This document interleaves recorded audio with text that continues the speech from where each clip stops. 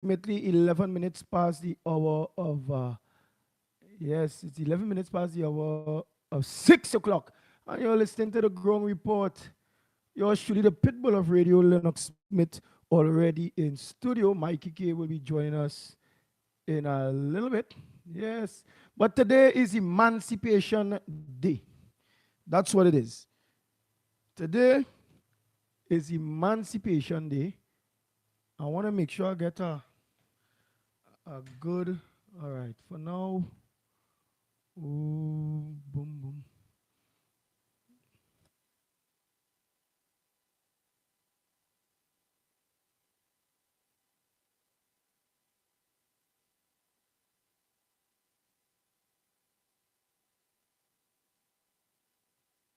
Yeah, Trinidad and Tobago. Well, today is Emancipation Day.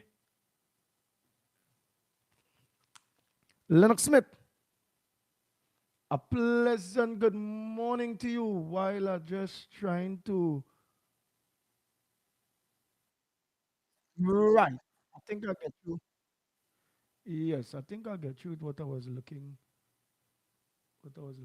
for.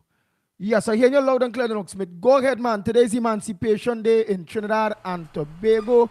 Well, today we know Mikey K said that he will be explaining why he don't celebrate Emancipation Day in Trinidad. But what's your thoughts today, a holiday, Emancipation Day, while African people in Trinidad and Tobago that's supposed to have a supposedly African-based government with, as Repoty say, Mr. Repoty, that we looking for leaders. Yeah, leaders. And that is where we get caught up in. All the rest of races from the Chinese, they organize themselves. The Caucasians, they organize themselves.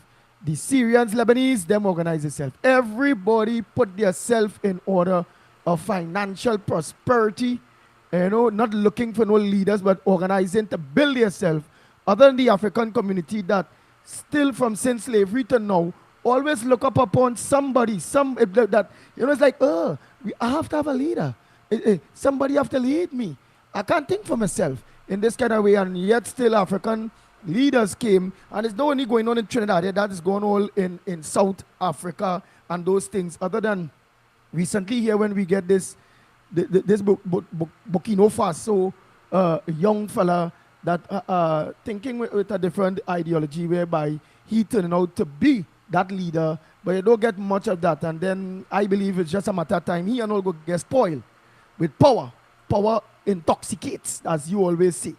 It's just a matter of time. He will get spoiled and technically do the same old, hold on to power and don't want to organize and really and truly get the people out of the bondage. Lennox Smith, what says thou a pleasant good morning to you? Pleasant good morning to you as well, my friend. Yes, what you are saying, I think, is extremely topical.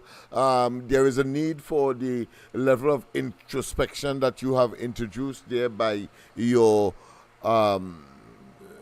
early or general introduction, because I think on a day like today, certainly focus must be played or must be paid and played on those in the society that has, of course, the rich or is part of the rich heritage of our African ancestry, and therefore the culture and all aspects of the human being outside of the physical or biological being must be addressed at this point in time. But very interestingly, just about when you had introduced that topic, which of course is inevitable, we as Africans ourselves, very interesting is that I see a headline where Dr. Rowley is saying, "Do not underestimate the achievements of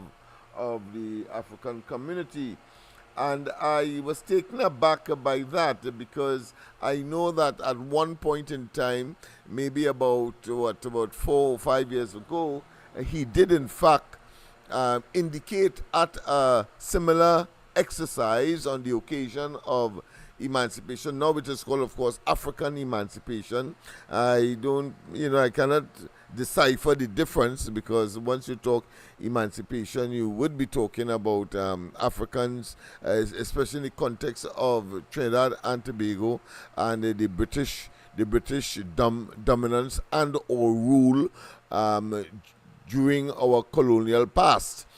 But it's very interestingly that Dr. Rowley had said on that occasion that he was disappointed in the African community and the fact that they were not making strides, as, in other words, as one would have expected.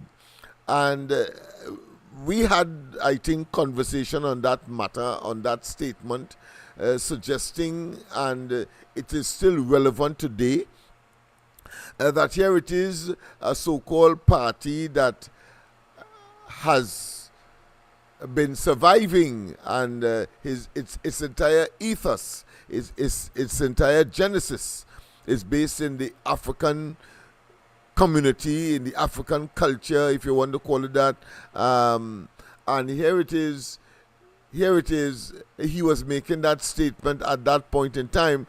It appears that he has a change of heart, but that is nothing new to any one of us who have been tracking and have been observing Dr. Rowley and his duplicitous and sometimes over specious statements that he would make from time to time.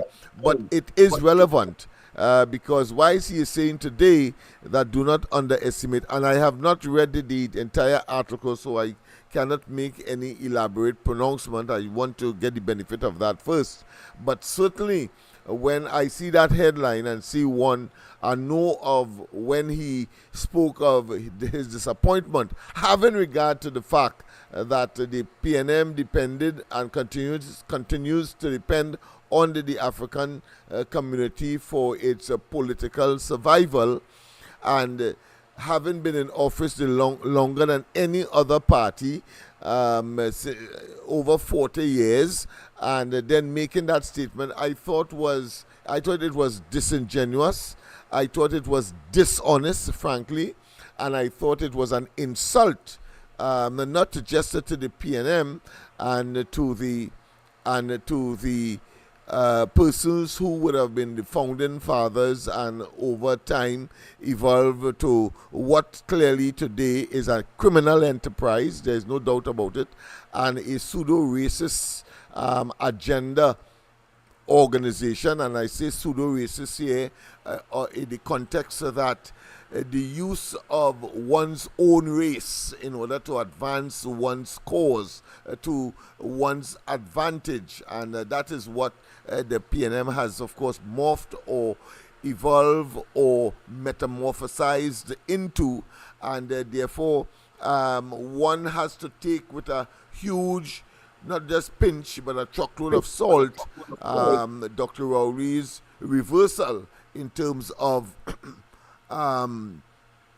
acknowledging, accepting, and preferring that one must not take for granted, or one must not underestimate the achievements of the African community.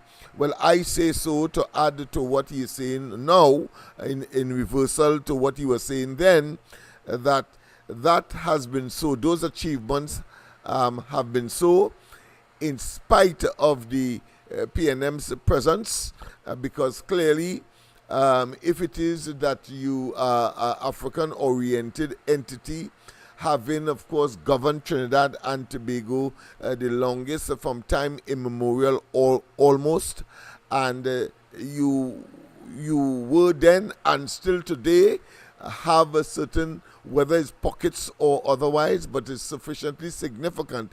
In fact, I had a discussion last night with, of course, and I thank everybody who tuned into the Corridor Transformation last night. We had a bumper program without, of course, my presence. So I think we have found out what the glitch is all about. But the fact of the matter is that the conversation went to the point where it appears that the African community is in a lot of trouble because it is that part of the Trinidad and Tobago society, that part of the population that populates the prison the most, and it is that part of the population that is killing each other and generating the havoc and disquiet that is now prevalent and manifesting itself in the form of murders, multiple murders, drive-by shootings, etc. In fact, I want to say that that conversation was part of an earlier one that Hazel Smith, no relations to me, but of course we have a good synergy in terms of advocacy for a better community, a better East Port of Spain, a better Laventille, Beetham, Sealets, etc. And we were talking in terms of the African community, the African spirit, the African in general, and why it is that these things are happening, and why it is that where negativity is concerned, whether you consider it to be the subterranean culture or you consider it to be the popular culture, wherever that kind of social engineering takes place, is always for the detriment or to the detriment of the African community. And I'm talking here in terms of, for example, how calypso have evolved and the Trinidad music that one commentator said is contributing, of course, to the propensity for self-destruction and for the African community to destroy itself, and that to me is where the issue is, and the contemplation must also be, because we have to be able to tell our African brothers and sisters that education, for example, is a great liberator, and therefore focus on that is critical, quite apart from the physique, the typical physique that will prepare the African community for what I consider to be sports of an aggressive nature, whether it be cricket, whether it be football, whether it be boxing, pugilist type activities. But the fact of the matter is, and indeed, we have to also identify the fact that it was we in Trinidad, the African community in the main, that of course created this, what is called the steel pan today, that is internationally recognized, and even a holiday is now of course attributed to that a piece of invention, the only one in the 20th century in terms of a percussion instrument. So those are positives in the area of sports, yes, and of course in the area of agriculture, in the area of business, whilst of course there are examples of that.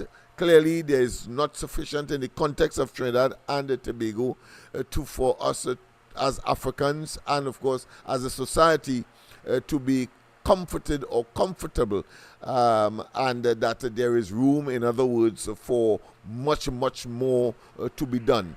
So to make a statement, a blanket statement, similar in context, and the context here I'm talking about a generic statement that was made by Dr. Rowley in the past, that he was disappointed, and today asking people not to underestimate or not to render null and void and of no effect the achievements of the African community, tells me that once again he is insincere, and I think that it further emphasizes his hypocrisy and insincerity in treating with, of course, the issues, particularly of the African community. We know that right now the African community, or the Africans, occupy something like 95% of the prison population, whether it's remand or in the regular prison. We know that they are at the lowest rung of the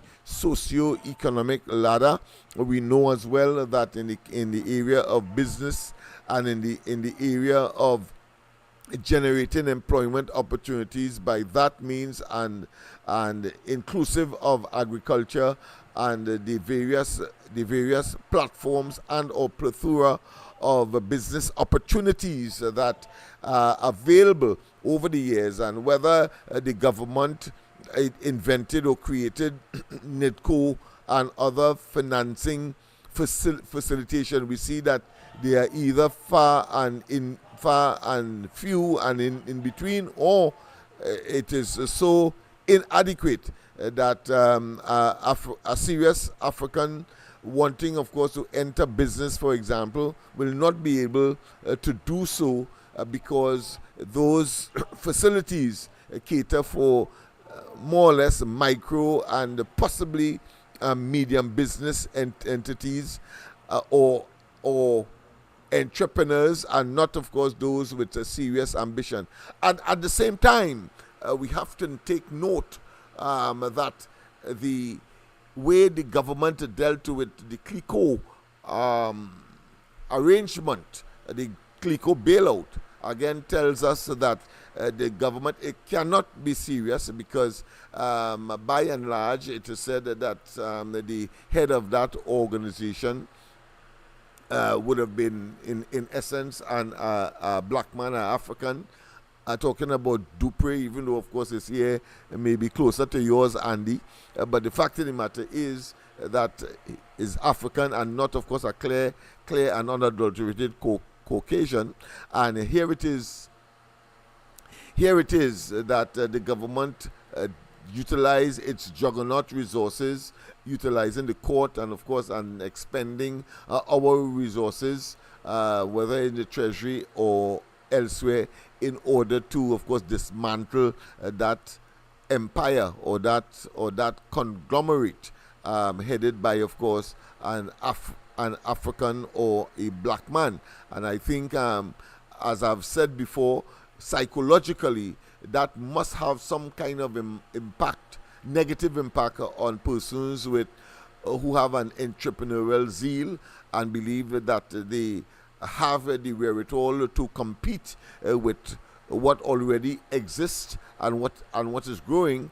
But when the government takes a position where it goes to the courts, for example, in the way that it did, in order to confiscate, to take away the assets of the result of a lot of hard work and planning and thinking and so on, not just in Trinidad but up the islands as well and farther afield, then Dr. Rowley's statement becomes even more frivolous and null and void and of no effect. But as I said earlier, I'm still convinced that, in spite of the presence of the PNM too long, but have dominated the political arena in this country, and of course the Africans find themselves in this situation where they are at the lowest rung of the socio-economic ladder at this time, then of course one can only blame the leadership. I think you started with that aspect of human life and existence, where poor leadership results in this kind of fragmentation and this kind of antagonism and this kind of not being able to conform so as to adapt and adjust to But we were what is going required. to all Yes. of that in a little bit, Lennox Yeah, but Smith. they But asked me what for you have in the my news? position Yeah, on that, having regard to the day, so I thought I should elaborate a yeah, bit. yeah, A bit, yeah. yeah, yeah. All right, okay. Let me organize and get into the news and thing, and All then right, we will have this WASA works. monologue on WASA emancipation. works to affect water supply in North South Trinidad. I suspect your interjection there shows that you have found some material that you want to share with the population, which is good. AIDA, of course, that is the political party in Tobago, another political party in Tobago, form unit to probe root causes of crime. So, of course, that is an issue that continues to be a bugbearer, and at the same time contemplating and engaging the attention of all of society, including, of course, the executive that is supposed to be managing the resources of the country at this time. Transport commissioners, licensing officers did not stop ambulance, but I haven't read the article and the explanation of the licensing commissioner or the transport commissioner. I find it more obfuscatory and not direct, like trying to hide something, because just to say that you stop them and then redirect them as you would in an exercise legitimate and being excised by the licensing office, I think that was too vague. It lacks specificity, and therefore there is something more in the motor, I'm sure, than the person have in regard to the vagueness. If you said that you didn't do it, you didn't do it. But to say you stop them and redirect them, that redirection could have created, of course, the issue that the population is concerned with, where it might be a longer journey to their destination, and therefore a life might have been in jeopardy as a consequence. There is need, in other words, I'm saying, Mr. Transport Commissioner, for further clarity on that explanation preferred, when, of course, you would have been engaged and the matter engaging your attention having regard to social media and traditional media concerns about this particular situation occurring in Tobago. At least 40 fishermen affected by Cedrus oil spill. So another oil spill, it appears, that has taken place. I want to say I have not gotten the chance to read it, but PM, I think, very interesting. PM achievements of Afro-Chinese must not be taken for granted. I mean, total, what I consider to be irony, a total reversal from what he was saying a couple of years ago. But then elections certainly are in the air.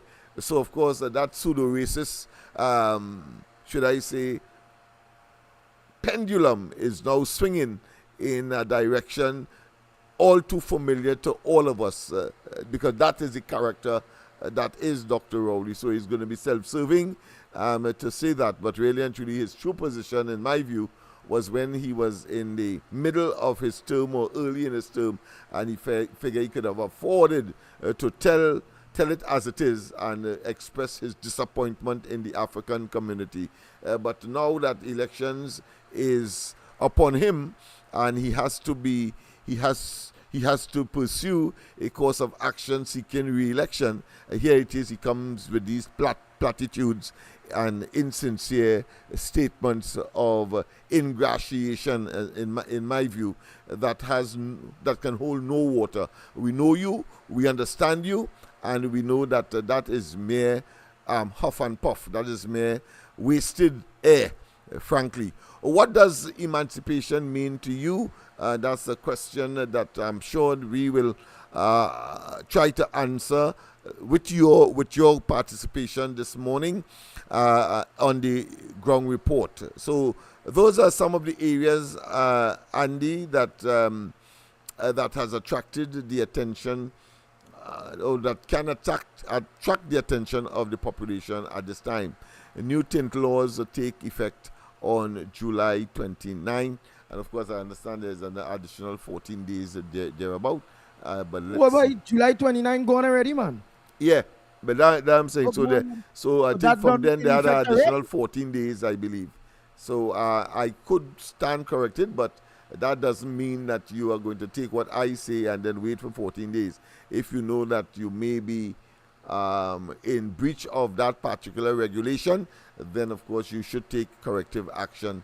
I myself, of course, however, even though my vehicle is tinted, I'm not certain whether or not it meets the standard and whether it will pass the test. So there should be some mechanism in the system that cause people, before they stopped in the road, that they were able, of course, to test to see whether or not they have the right tint on their vehicle. I think the system or the authorities at least should contemplate that and owe it to the population, having regard to the fact that they wouldn't have the equipment or the device to measure in their normal routine and engagement on a daily basis. So I think that should be something that should be contemplated by the authorities. No tax on residential homes. Well, of course, that is a letter to the editor. Very, very, very interesting. But of course, he was referring to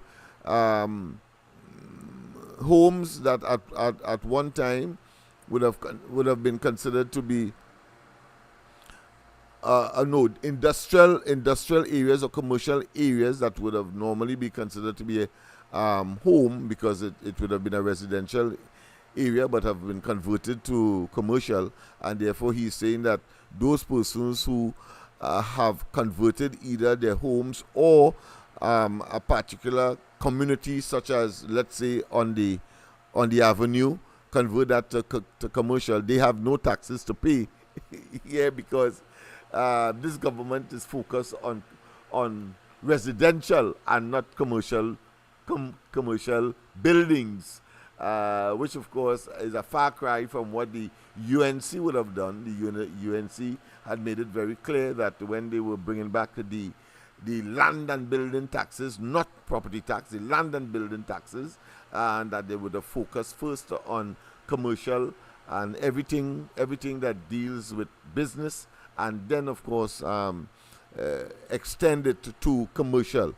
This government, of course, wanting to, and we are of that view, pressure poor people, the salary earner, the person with a single salary, not getting the benefit of profits by way of doing business, and would want to put pressure on the pocket money or the ability to have excess money, maybe for savings or for sending the children to school or for transportation, even, because we have had instances like that, where people simply cannot afford to pay their transportation cost to and from work and or school, and decide, well, of course, they'll get up early in the morning and walk. There was one instance walking from St. James right into Port of Spain to save $1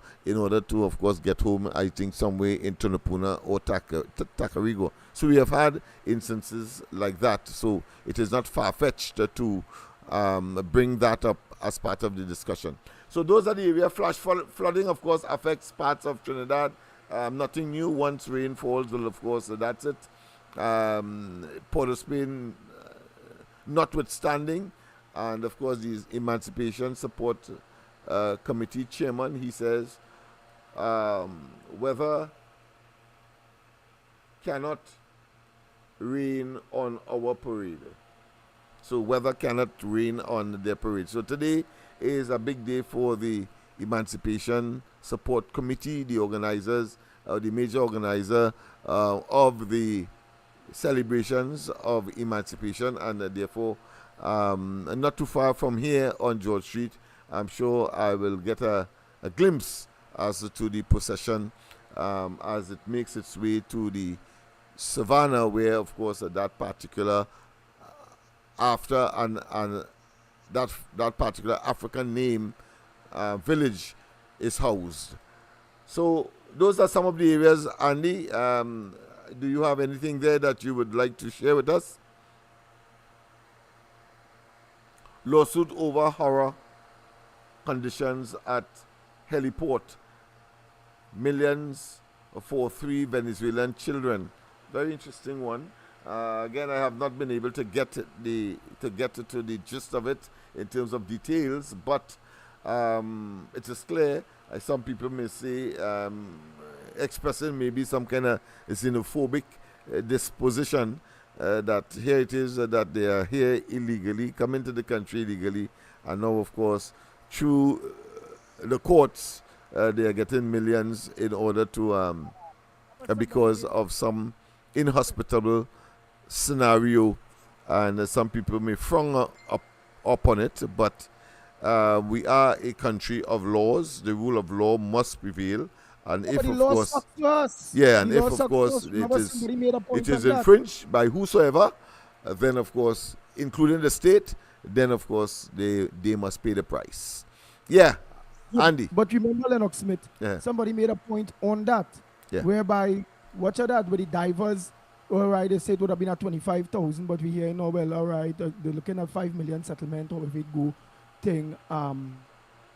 And people watching how people from the outside coming and getting millions when it coming to sue.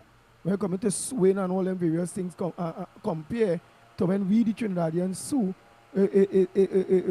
Or fighting anything is like nothing. It's like nothing. They rather spend millions in an inquiry, in this and that, than just to organize and just treat with us. Well, So remember, it may people will be, watch at that. yeah, it may be preemptive or a bit insensitive to talk about xenophobia in circumstances where, of course, you see that you are discriminated against, because that clearly brings up the issue as to whether or not a foreigner will get a preference and can go and get compensated for something that the state would have done. While you have a whole commission of inquiry, the government was prepared to spend $15 million, and they say is the cheapest commission of inquiry of its kind in the history of Trinidad, and the families of that tragic circumstance get nothing, and therefore clearly that needs to be reconciled.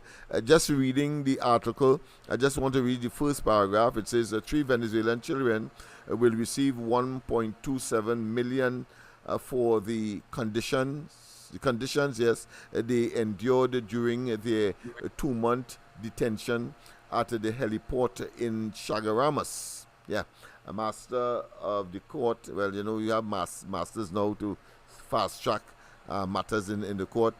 Shirlene Pierre made the order on July 30th. So only 2 days ago that order was made.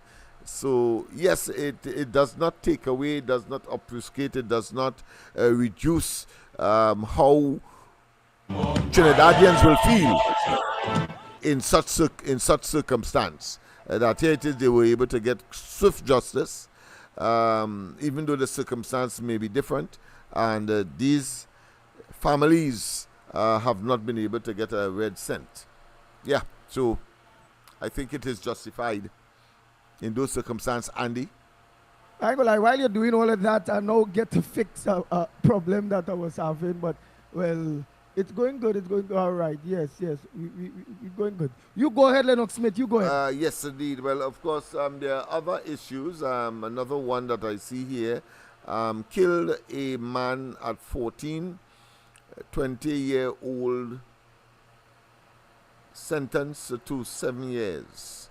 So the victim died or was killed when the perpetrator was 14 years of age, and now the person is 20 years, so 14 and 4 is 20, and of course, as a result, the matter has now been completed, and that person has been sentenced to 7 years, so additional 7 years. I suppose that has come as a result of the 4 years that they would have spent waiting for their day in court. Scotland in first meeting with a TTPS executive. So Scotland is on the ball. The man who has been assigned literally the Ministry of National Security, because you cannot have a Ministry of National Security without controlling the police. So it is clear that Hines was demoted, and Scotland appointed as the substantive minister. Arrow, you're going to let me know if you're getting audio now. You all will let me know if you're getting. Comment on Facebook. I think everybody's supposed to be getting audio.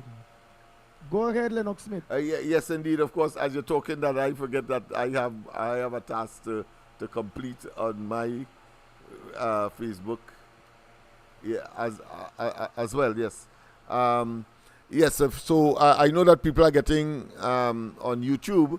So all you do, you key in um, corridor transformation there, and in the case of Facebook, you key in love Laventil, and you should be right here. But I am yet to engage the Facebook aspect of the platform, but I'm certain that you are on YouTube at this point in time.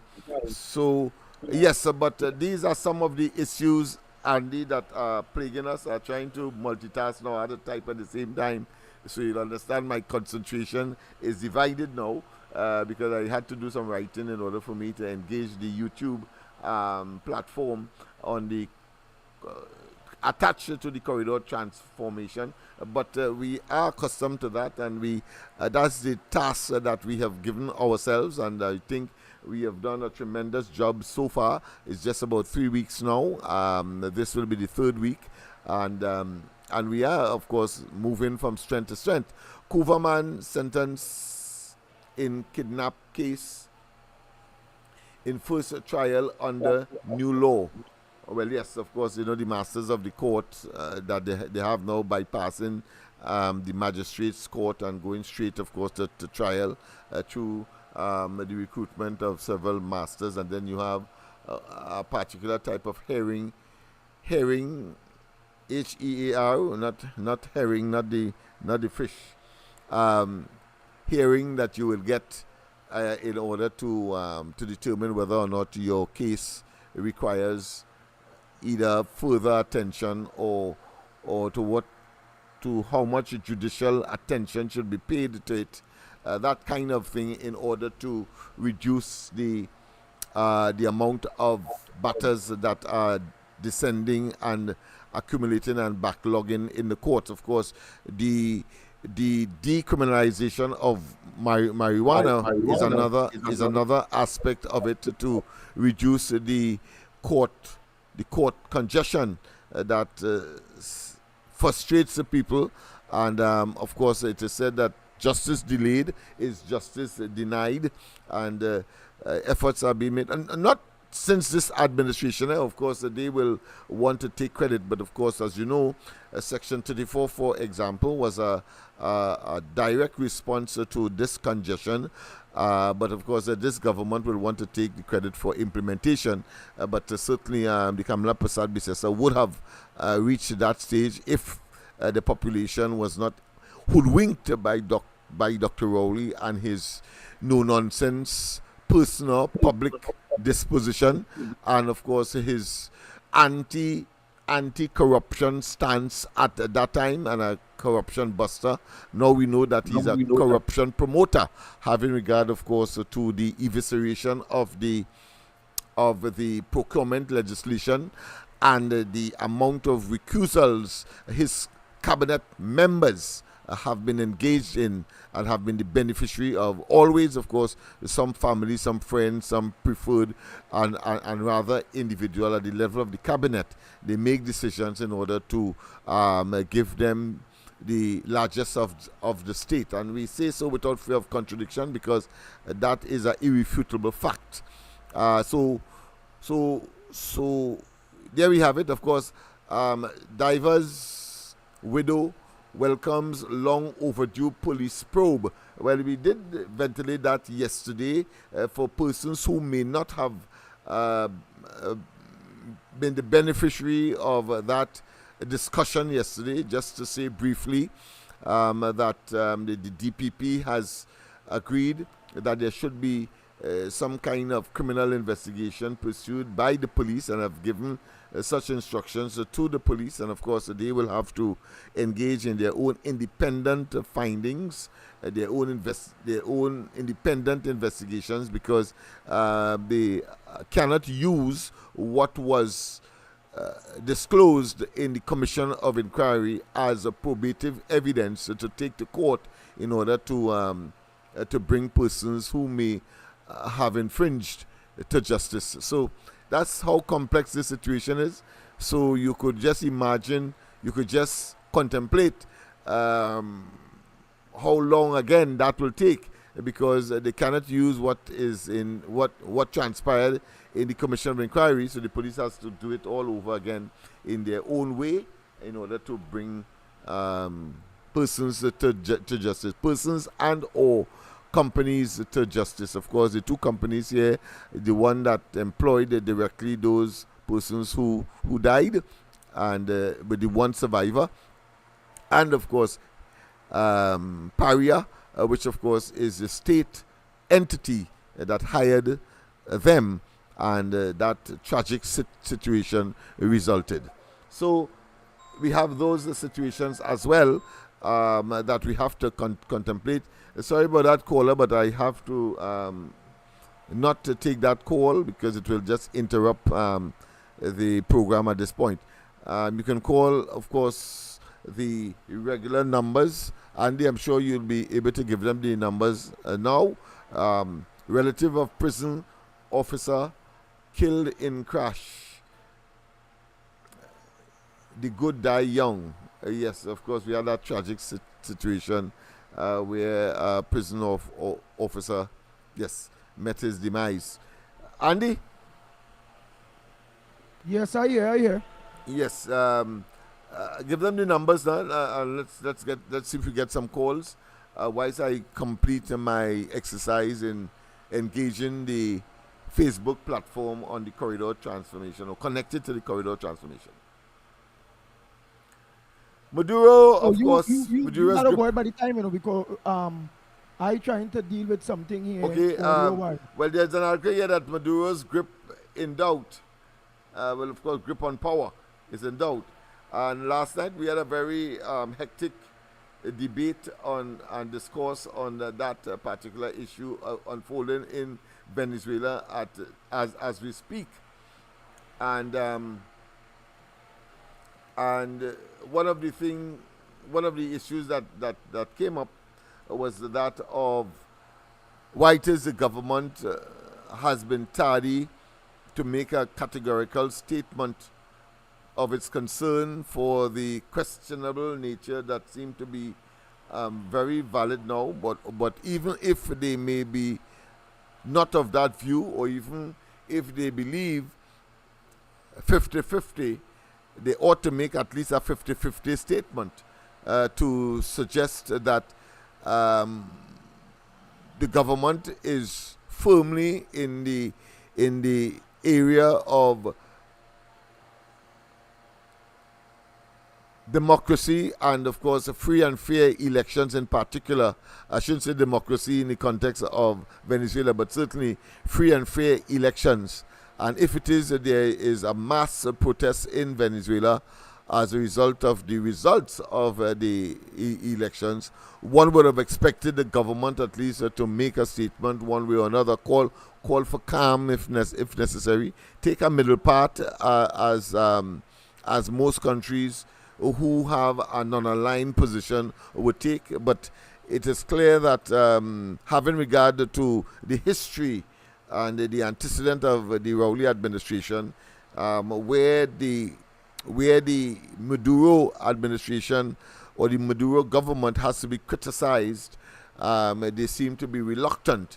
And whether or not it is because of dragon gas or otherwise, human rights violation cannot be compromised, and therefore relationship or relations with such a regime must be one that is firm in the position of not just human rights and the promotion thereof, but when coming to free and fair elections, because as one philosopher would have said, that, of course, injustice anywhere is a threat to justice everywhere.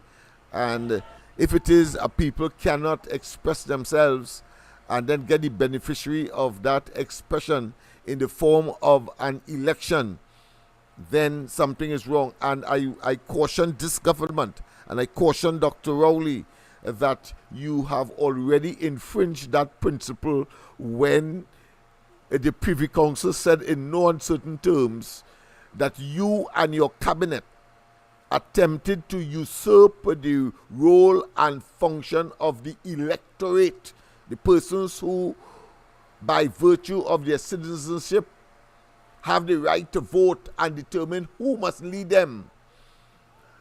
And the Privy Council said in no uncertain terms, you could try to use obfuscation, you could try to use semantics, you could try to deviate, you could try to deflect. The fact of the matter is they said that the cabinet of Trinidad and Tobago attempted to usurp the role and function of the electorate in determining who must rule them.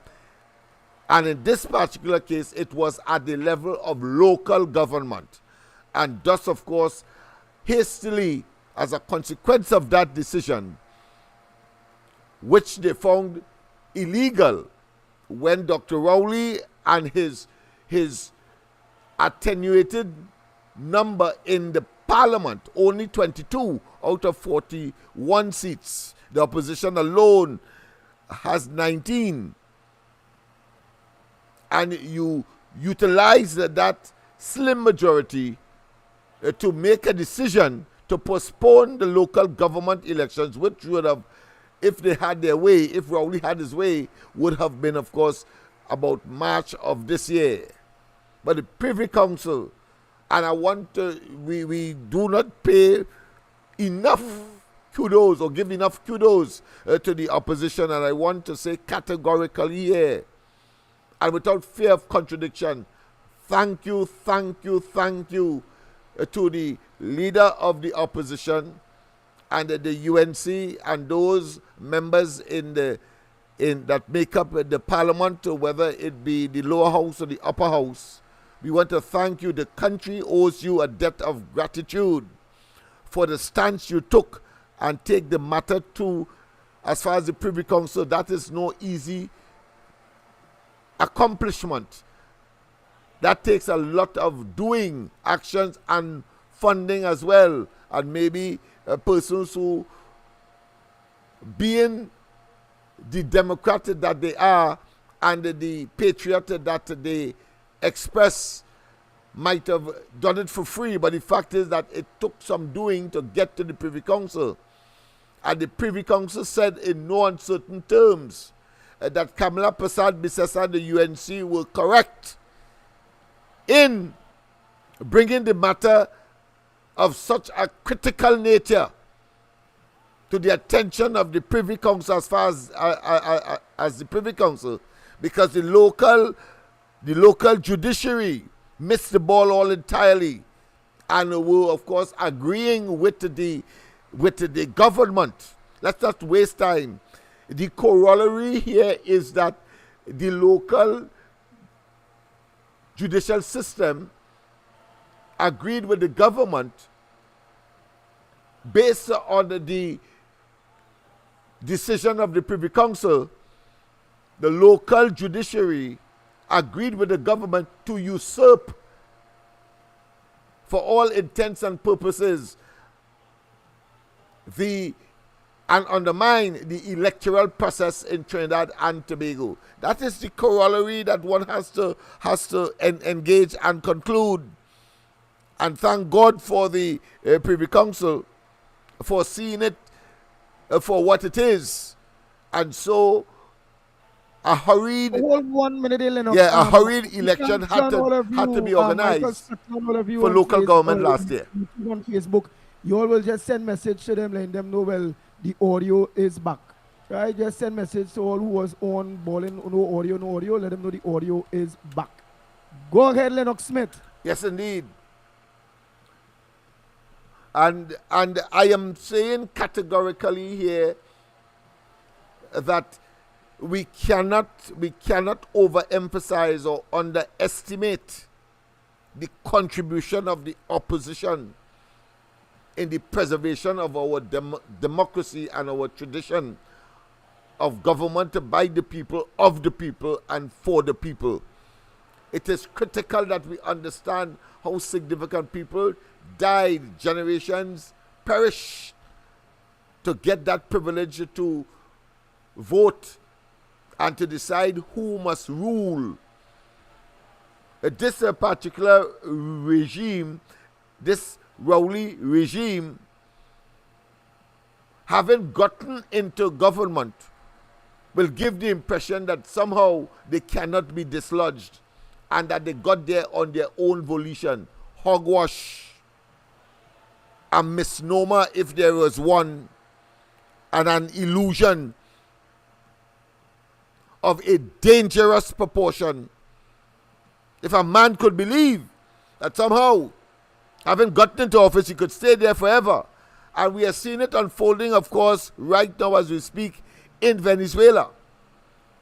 And this government remained definitely silent on the matter, when at least they could take a middle ground to say that if it is, for example, that the elections was rigged, having regard to, of course, all of the exit and prelude polls that were taken, seeing the opposition then with 75 and way ahead of Maduro in terms of popularity and electability. And then it turns out that 51% of the vote, according to the Elections Commission in Venezuela, 51% of the vote went to Maduro and 44 to, of course, the opposition that was leading by a mile. And having regard to all of the socio-economic and psycho-cultural circumstances of Venezuela, it is not far-fetched or beyond reason to think that something is wrong and that the elections was interfered with and therefore stolen. And of course, it is reminiscent, and we must bring that to your attention as a responsible, patriotic group of individuals on the ground report, to let you know that a similar occurrence, albeit less internationally attractive, occurred right here in Trinidad when Dr. Rowley refused in 2020 to bring international observers, and making the frivolous, nebulous, and nonsensical argument in the face of the Commonwealth Secretariat having written his then Minister of Foreign Affairs, Moses, through the British High Commission, indicating that they were ready, their bags were packed, members of that team, to observe our elections of 2020. Their bags were packed and ready, and all they wanted confirmation in spite of COVID, but because of COVID, they wanted to find out if they could get 1 day quarantine. 1 day quarantine, all things have been equal, and then of course they would be left into the population or led into the population to make their observations. Dr. Rowley was laughing in some pub. I can remember that very distinctly, but I see it as extremely gruesome, undemocratic, dictatorial and autocratic. When he said that when they come, they may have to spend their time, if they do come, they have to spend their time in a hotel room and watch the entire exercise on television or something like that, because they would not be able to get into the population to observe the elections, because they would have had to wait 14 days. I remember that very distinctly. These are signs that are of persons up to no good. And as if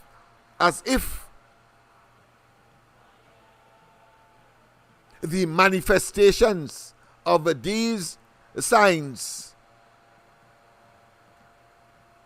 are not so prolific, not so conspicuous, not so obvious,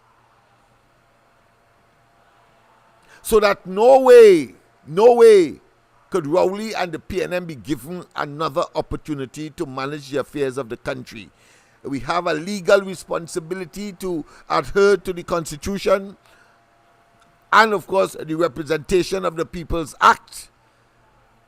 And the population have been extremely patient and tolerant. But this criminal enterprise that the PNM have been or has been morphed into, has been metamorphosized, have been changed into, can no longer be countenanced by any self-respecting, conscientious citizen, especially those who have the responsibility to vote and to do what is right and to correct what went wrong and to return Trinidad and Tobago into some degree of political and electoral civility, so that we can make our contributions in spite of the disaster, the incompetence, the impotence, and the inability of the Rowley administration to manage the affairs of the country. So do not for 1 minute, and if you have to take it with a truckload of salt. Dr. Rowley's platitudinous, self-serving, superficial, superfluous, meaningless statement about do not underestimate the African community on this occasion. The same mouth that said he was disappointed with the African community several emancipation occasions ago. Let's not waste time and understand what we are dealing with once and for all. It's the same man that would have closed down Petrotrin not because of economic circumstance, not because of a so-called 800 million bullet payment that could have easily been renegotiated, but because of self-serving agenda. The entire cabinet was drawn into a decision, and therefore conspiratorially, to save any embarrassment that Dr. Rowley would have attracted consequential of his association with the then fake oil matter, which of course is a matter that every single citizen must understand must be brought to closure, because it is not yet closed. Gary Griffith told us that there was a current investigation, and when Dr. Rowley placed his personal lawyer, Kwamina, at the helm of the legacy company of the 4 companies that was created consequential of the mashing up of Petrotrin, everybody knew it was an attempt, of course, to undermine the criminal investigation, and therefore it can only be categorized as the perversion of the criminal justice system in this country, so that at the highest level will not be made to answer or will not be investigated. That is what transpired there. But let me debate something. Yes, go ahead, my friend. At the end of the day, you really and truly believe that the African Trinidadian and Tobagonians really and truly business, their culture, business, were you teaching them there right now? Because, for instance, like Corporal and Mr. Porter Spain and all of them who will lock on, just to tantalize people based on politics, not on based on facts, not on based on what is the reality. Today, a day like today, I would have expected people like the Porter Spains and the Thundermaki, Thunderbooms and the, no, I think he doesn't get trouble again, but the 1 or 2 people who always talk. Like, for instance, have a next one. Oh God, they have a couple of them who just come and always talking. What's the interest that people will play today being Emancipation Day? What's the conversations that we will have? What you going to see who will be interactive, and who will just jut back and just listen and really don't give a damn.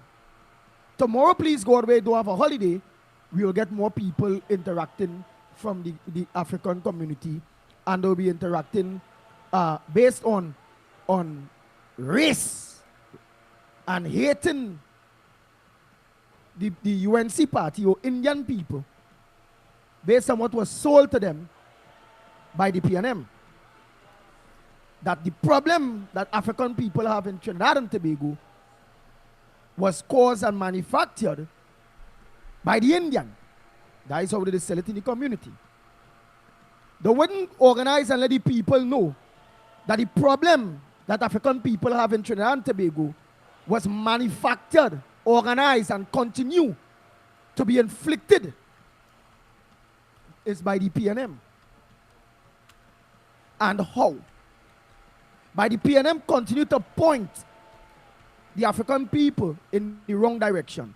Hey, the East Indian them is your problem. The East Indian them is a problem. To hide what is the African people real problem, which is the PNM lovers, the 1%. And the 1% is not only made up of the Lebanese or Syrian Lebanese or big shot Indian or Chinese or Caucasians. There's about 5 or 6 maybe Africans among that or just a few, If out of 100%, it might be just have about a 3% of them that are well. The Arabs, yes. Thank you for letting me know the Arabs and all of them. And I don't understand, and I learned that, Lennox Smith, that we problem in Trinidad and Tobago, and that is why I don't get caught up with when I used to be a PNM. They always made me felt in Diego Martin. I could only talk for Diego Martin, and then the places surrounding that and the people that you go meet. So obviously, it will be Diego Martin, Cocorite, Caranage, then we say Lavanti, Barataria, because Diego people frequent, that the area they frequent when they have family close and all them, they were saying St. James, Belmont, Marval, you know how it is go, how the frequenting this go among the people there.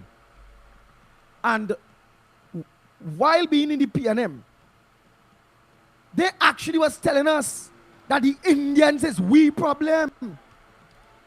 Why it is that we don't have economic power? Because them is the problem. Them is who don't want to give, and when them in power, the Indian, they used to tell we, well, watch how the Indians seen about their own. They seen about their own, and if everybody can recall when Rowley in power, or in opposition, or Manning, they always throw out when anybody else in power with the exception of Robinson.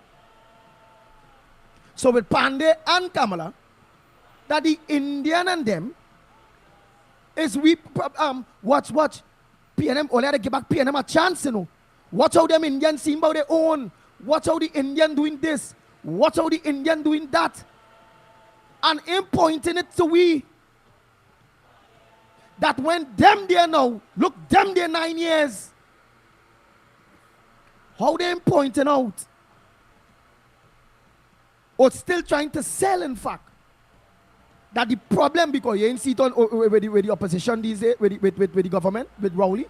Rowley with everything, with ministers, everybody, everything is still Kamala. Them have the power. Them have the power, the pen. Them bring me the merit points. Them are the hospitals in a mess. Them are people can't buy books at the thief.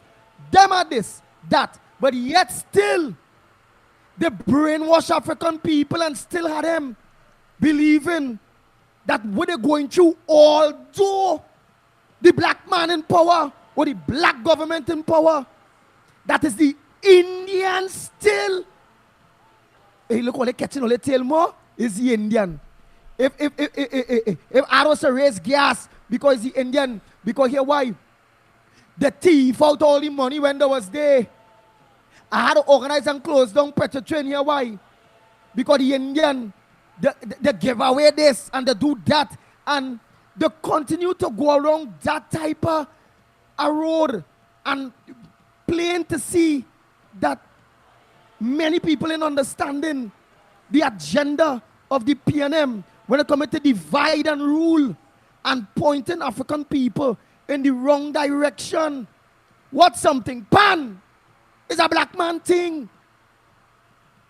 So is the Indian get rid of that land? The Indian take it back or the Indian give them it?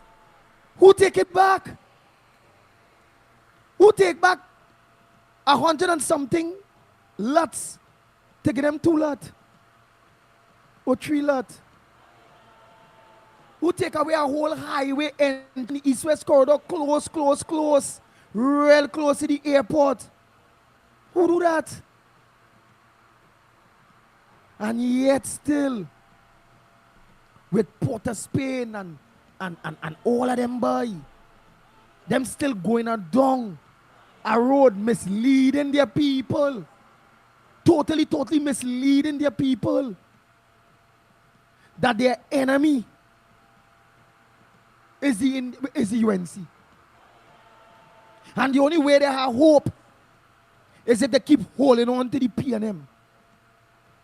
And my African people just the seeing where the more they hold on to the PNM is the more they're choking, is the more they're dying, is the more PNM continue to destroy everything. And that is why whatever black face, but all a leader is not the leader. Call him in birth and the 1% and them is the leaders of the PNM. Them don't have, not even Indian people have interest to heart. No. Not even them that have to heart. Because everybody in Trinidad and Tobago, so long as it's not a close friend, or don't have connection with the PNM, Crapo smoke your pipe. When we go to the public pharmacy at the hospital, it's not only African ain't getting drugs in. What is the bad medication or the CDAP and all them things? Is everybody dependent on that thing? Whether UNC, whether PNM. When gas raise, is everybody feeling it? School going open back, you feel it's just the African children feeling the brunt and having to face books and uniform. Where one will be like a 2,000 something a child. These Indian facing the same thing too, you know. These Indian people, my African brothers and sisters, on this Emancipation Day, is not our enemy. Our enemy is the people that look like we, live among us, right within our areas, and that will continue to tell us we rather we own do we. We don't want them. That is the people who we're doing. The Ground Report with Mikey K, Andy Williams, and LENNOX Smith.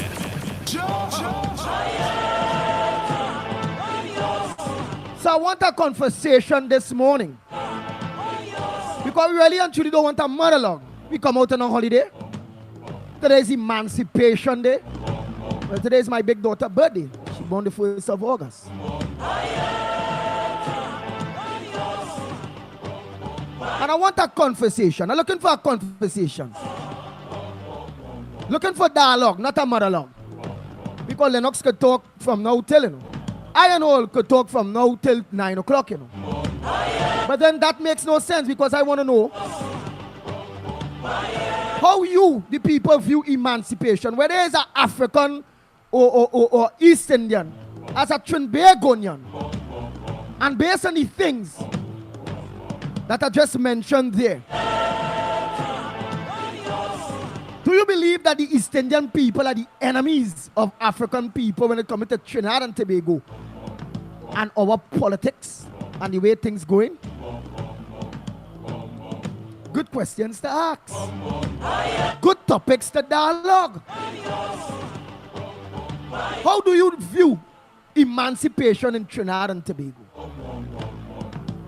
Are we really and truly emancipated?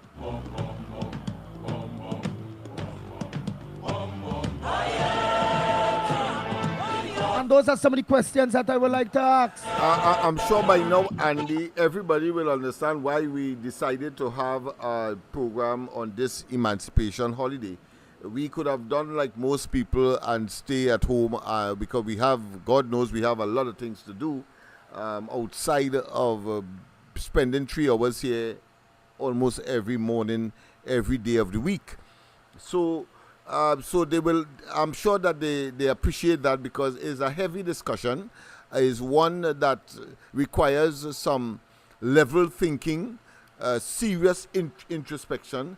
And I think I was on target yesterday when in the closing and dying stage of the program yesterday, when I talked about suicide, and I was referencing, of course, the caller from Port of Spain who called himself Mr. Port of Spain, because in his response to the Barrackpore, I believe it is, caller, he said that, and I took offense, frankly, but at the same time, exactly what you are saying there, if you can influence, because of course there is none as blind as he or she who refuses to see. Let me repeat that.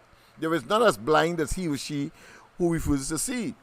And if a person is illogical, irrational, but you take them into your confidence, the likelihood that you will adhere, you will do, you will accept, you will inculcate what would otherwise be nonsense, and that you will not take from another person, you will accept them. You will accept from such an individual who has some impact on you, and you respect, and you see them as your senior, etc. So it is very important that we understand that. And when he brought up the idea, and I called it race baiting, because he said that why it is that you are asking the Africans along the East-West corridor not to vote for the PNM, when of course no matter what, the Indians in those parts of the country, central and pockets of the south, will vote regardless of who they will vote for the UNC.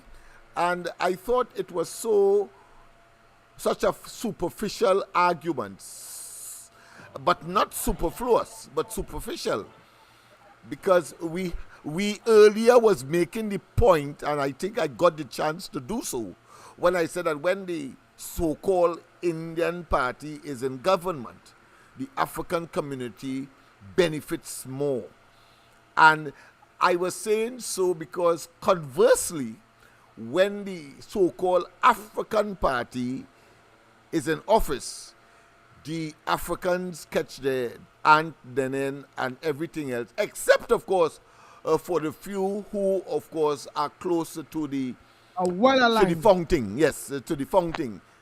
Hold 1 minute. Oh, we have a caller? Yes, let's go ahead.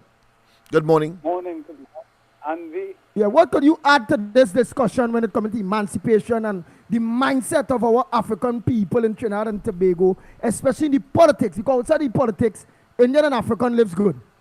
Excellent. Jahaji Bayoli should be playing that right through. All right, let me get that Jahaji by the time, man. Right.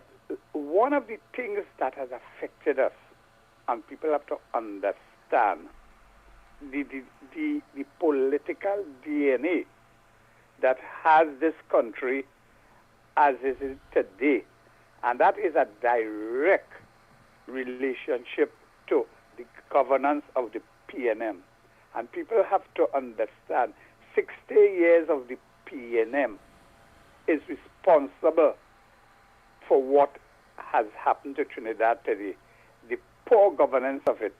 And that started from Eric Williams. And I'm telling people, understand where Eric Williams has taken us. Eric Williams has mashed up the TTPS, and the TTPS is the person, the organization responsible for doing corrective action. He has mashed up the judiciary. Let me give you an example. You know, they say he's the brightest man, was the third brightest in Trinidad and Tobago. He studied at Oxford. There was another global leader for Singapore, and people have to understand. Both of them went to British University at the same time. Singapore has become the economic tiger. You know why? Because they had a leader, the Chinese, Liu Kanyu, what they call him, who based their governance model on meritocracy, not mediocrity as we have in Trinidad and Tobago. And Eric Williams based his own on mediocrity.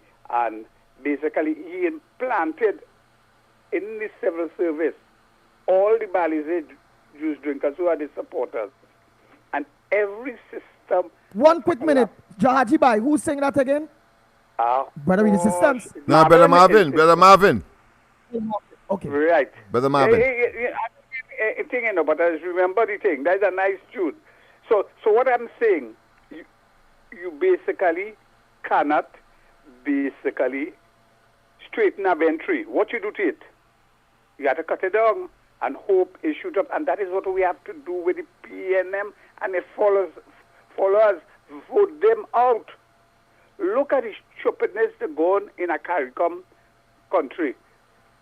The recent thing in Grenada, and they're talking about border security.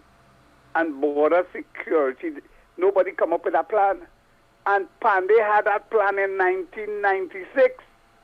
He said the ship rider agreement.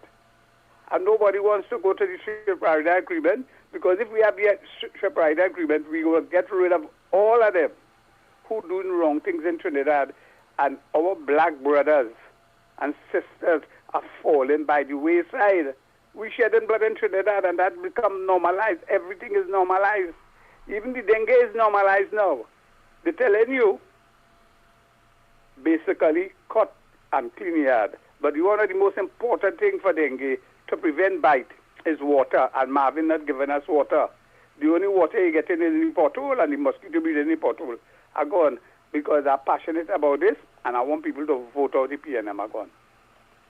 Thank you very much. So the lines are open. Yes, indeed. Let's have a discussion. You have another caller? On this Emancipation Day. Now you go ahead by the time. Yes, I want to commend the last caller, because he took not the wind out of my sail, but certainly we seem to be on the same path as far as mediocrity and meritocracy is concerned, because that was the next point I was going to make. Because over the years, what we are seeing, especially with this administration, it was so pregnant, so pellucid, I think a blind man would see it, that is the direction, in order to paint the false narrative or the false impression that there is something untoward about the progress of the Indian community. And I say so in the context of the education and the reduction from 400 to 100, those open scholarships. Opened is the operating word, open. So everybody has a chance to compete, and may the best win. And what this government has done, as it did in the past, and the Equal Opportunities Commission did pronounce on it under the Manning administration, when bursaries for education and for academic opportunities were lodged in the Ministry of Community Development at the time.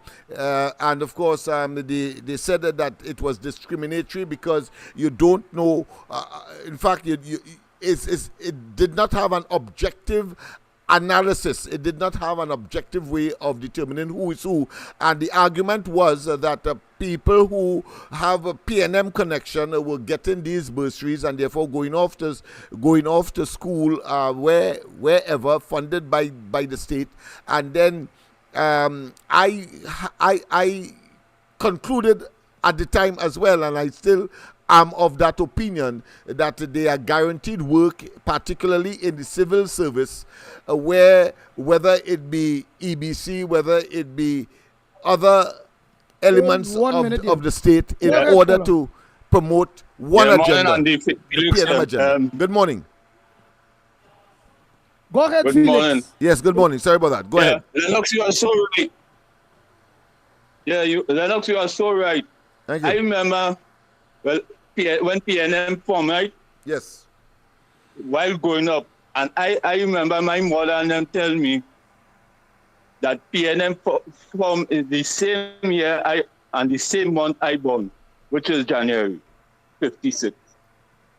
And from then to now, all I see PNM do is get rid of all the resources for poor people. And now, we come now and we have a prime minister who's saying that how he going to make the rich richer and get so that they could help the poor. I call that mental slavery. And according to Bob Marley's song, he sang, "Emancipate yourself from mental slavery." And all now so, the black people and them serving that. So I see no purpose in having emancipation celebration, whereas after that, what happened? Yeah, you've seen the leader of that group. What is the purpose of that? That is just funneling money and to get money and for them to pay the fool, because up to now, what they say about the black man? What that group saying for the black man? So, let me ask, do you believe that, because what the PNM sells the people of Trinidad and Tobago, especially within the politics, especially the black people, that the black man is really the party that will bring the hope, that will take us out of the bondage, are the PNM. Out of the bondage. Are the PNM. Yeah.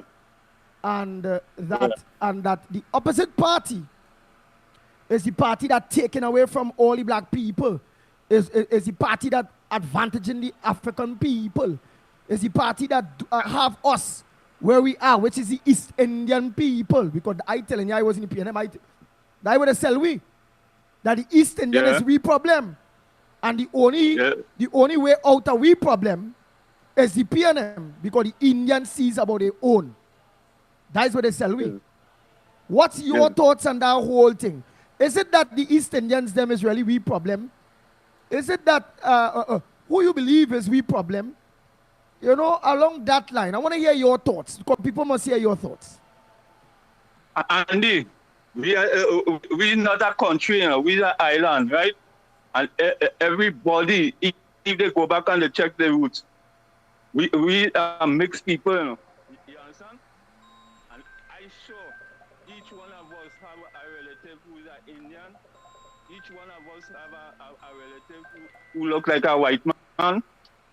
Each one of us, because I'm telling you, we are surrounded by no land that we could call a country. We is an island, and everybody stay here, and we are supposed to be against one another, you know. And you know who doing that?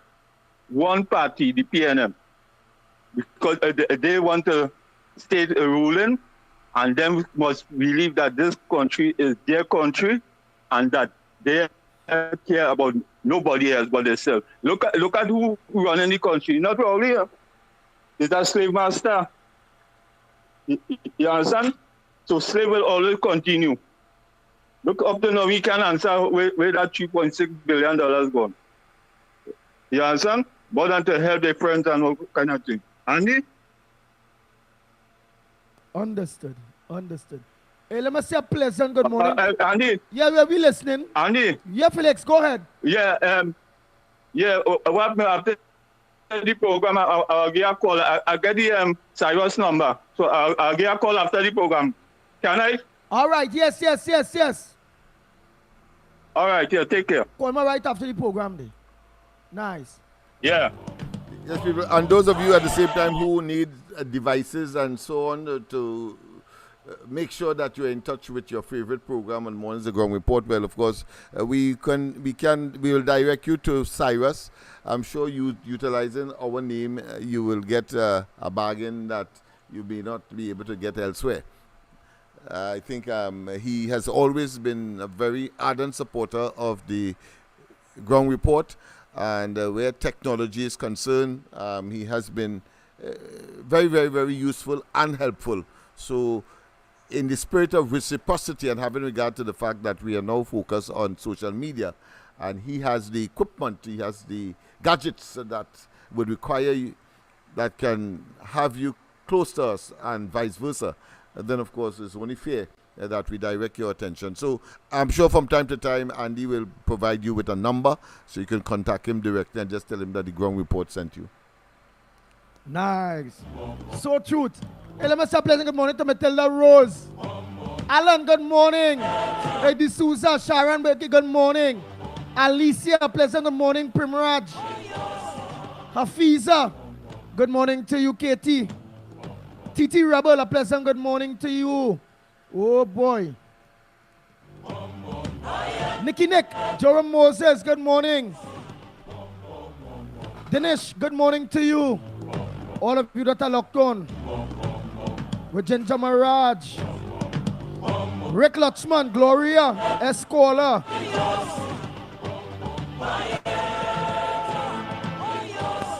Sing a pleasant good morning to you. Nice. Let me take a call by the time I say in mornings. Hey, I see Delia De Silva. A pleasant good morning. I see somebody say Delia De Silva. But Delia De Silva, if you own, a pleasant good morning to you. Go ahead, my brother. Morning. Good morning. Morning, Mighty K. Morning to UP. Yeah, I surprised to see that audio this morning, boy. Andy, you come like coffee for me on morning, boy. Andy, when I without you and Mighty K and Lennox Smith, I feel like I empty barrel. And this Prime Minister run this country, a barrel more empty. Andy, all have a blessed and pleasant and happy emancipation to you all. And Andy, this country, I know what to say this morning. Because I ain't going to work for 2 weeks now, I'm going to go sit in my house done. Right? This man have been poor people in this country struggling, Andy. Andy, the poor people struggling this morning, Andy. This morning, everybody, I don't know what's going on in this country. Right? We already had this country on that table. We already not the Prime Minister. Chong is the Prime Minister. Chong is the Prime Minister of this country. He's the one that was man in the treasury. He opposite to was man in the treasury. Right?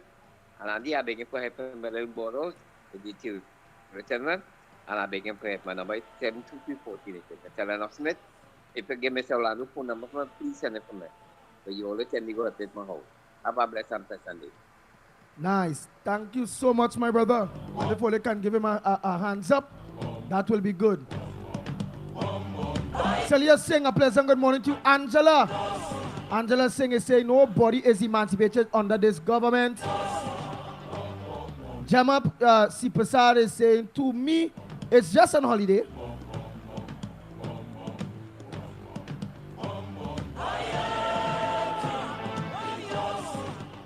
Oh, Alisa Ghani, you're saying you're in bed still? But you listen to the Ground Report.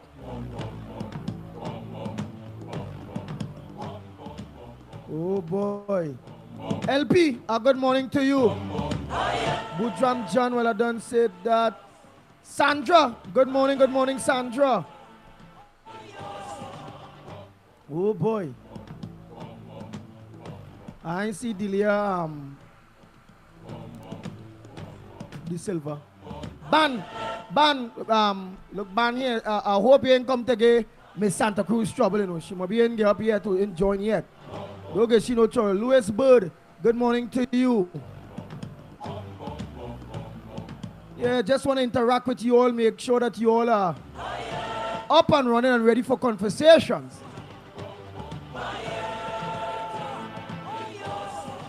Well, Poran Singh Ramkisoon, a pleasant good morning to you. Ford Khan, good morning. Well, we know you out there. John, good morning. Ruby Stami, a pleasant good morning to you. What band saying here? Lennox, why are you the people of Kent and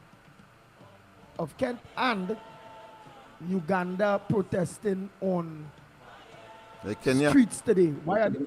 In Kenya, well, maybe that you say. Why are they protesting on the streets today? That is ban want to know that.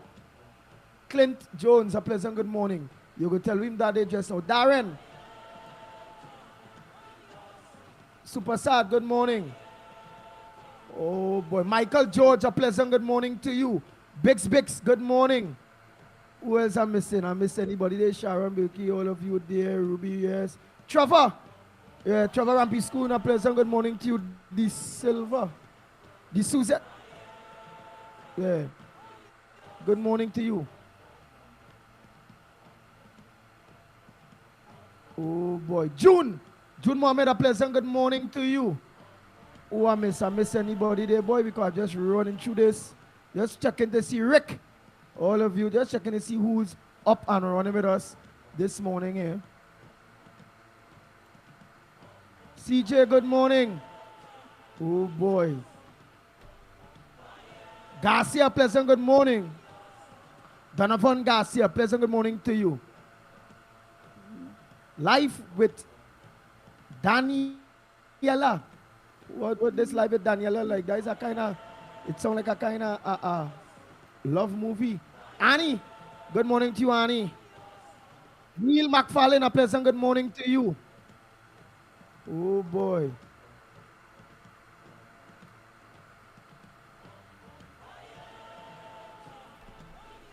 Gerardine, a pleasant good morning. Oh boy, that's it. I think that is it. Romina Steiner, good morning to you. Well, on this side, of course, 007, of course, Kathleen is there as well. Pleasant good morning to you as well. And then, of course, you have Michael Burton, yes, yes, and then Roger and Miss Arima, yes, so she's here. Good morning to you as well. I see that they are chatting away. And, of course, very good. Yes, so they are engaged in spite of the fact it may well mean literally that we are the morning coffee, I suppose. That being as it may, of course, the caller did ask about the situation in Kenya and. No, but let me just say Johnson morning. Let me tell Johnson morning. Let me tell Mother Bernie. But you go ahead, my friend.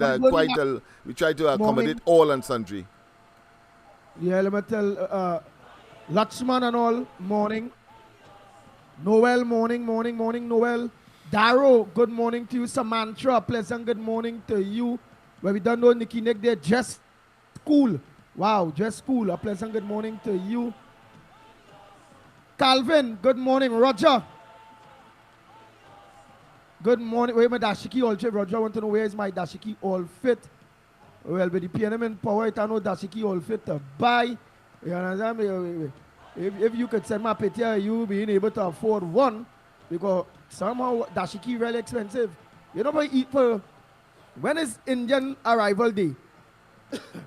I can still go and get a nice little Indian top, and I lay pants and I pay about let me say boom $200 and I walking out there. But I get African thing cheap. Oh God, I don't know. Like they're trying to make back all the money in one day. I die with this going with we African people, you know. I suppose. Zamir Mohammed, good morning. Yeah. In both. What do you suppose? In both instances, it is a seasonal sale, just as emancipation. But of course, they have other occasions like Diwali and so on that they'll wear the same thing. But in the case of the African, you just have about one or two instances where you'll have an opportunity to wear, and therefore the producers of these items, and it is still done by and large by tailors and seamstresses and so on.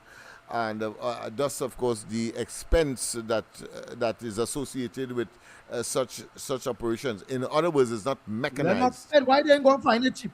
Find it cheap like these Indian and them where people can still buy and get a thing. You make an excuse for them, you know. No, I'm not. I'm just being practical.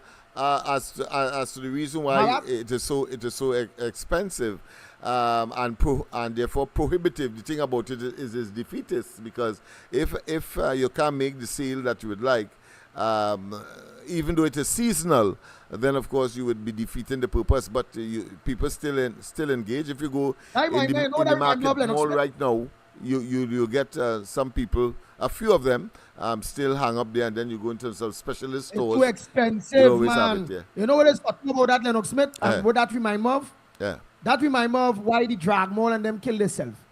When the 1% and them and the shoe lockers and the this one and that one and all of them come and open the fancy fashion and the this and the that and whatever, them selling shoes cheap.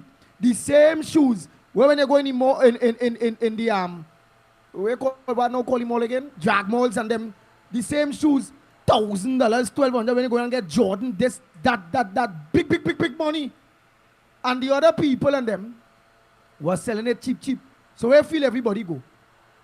Everybody went with the shoes selling cheap. Because why? Because of the small quantities.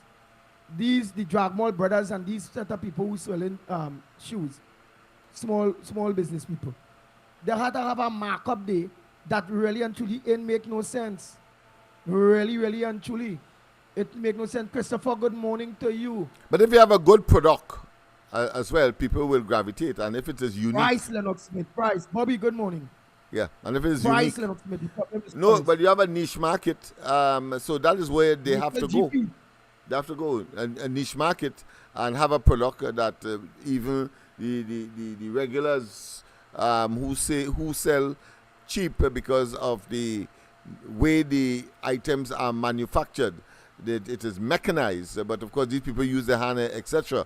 So once you have a niche market, you're supposed to be able to do well in spite of the challenges and the cheap items that may be on offer in other quarters, in other stores. Yeah.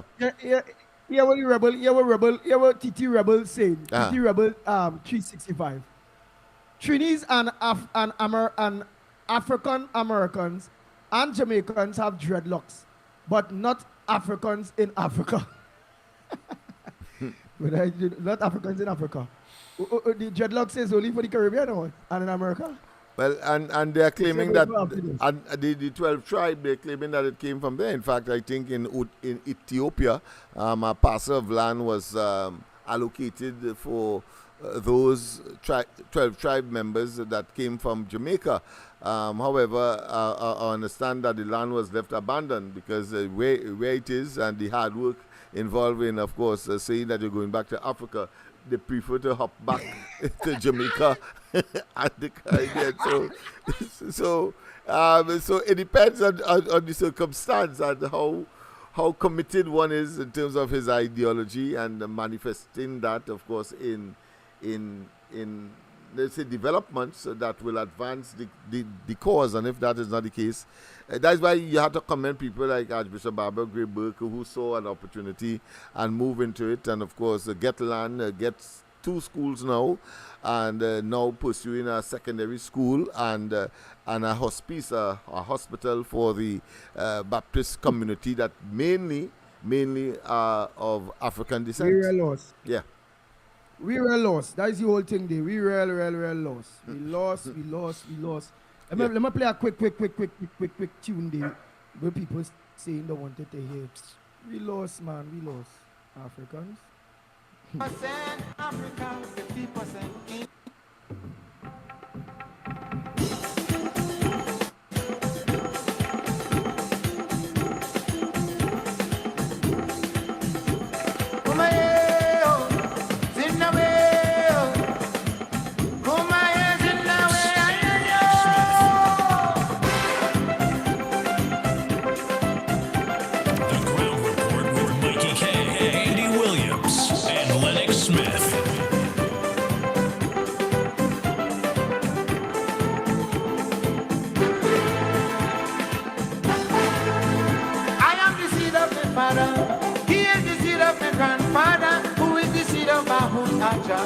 He came from Calcutta, a stick and a bag on his shoulder, he took banana capra.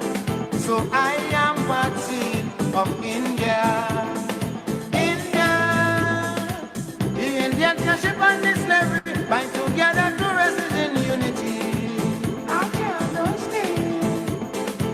There was no more Mother Africa, no more Mother India, just Mother Trinity. My Mahuta planted sugar cane, down in the Caroni plain, Ramlog and Basdale Prakashanai. The Ground Report with Mikey K, Andy Williams, and Lennox Smith. Brotherhood of the Bow, Jahazi Bye.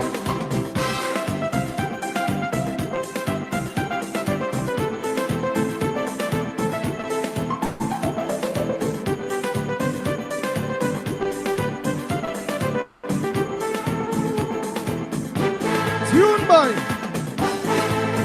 I would be a disgrace to Allah if I choose race without color. Bahu Ada had to make that journey for I to have sympathy. So it is a great privilege to have such unique heritage. 50% Africa, 50% India. Indians. I have done duty to holiday, emancipation and arrival day. That emancipation and arrival. Exactly that journey, 150 years gone already. Whether you're Hindu, Muslim or Christian, let's walk this land hand in hand. We could only prosper if we try. A Jahazi Bye. Brotherhood of the boat. Jahazi Bye. Brotherhood of the boat. Jahazi Bye. Kumaye, Zimbabwe. Kumaye, Zimbabwe. Kumaye, Zimbabwe.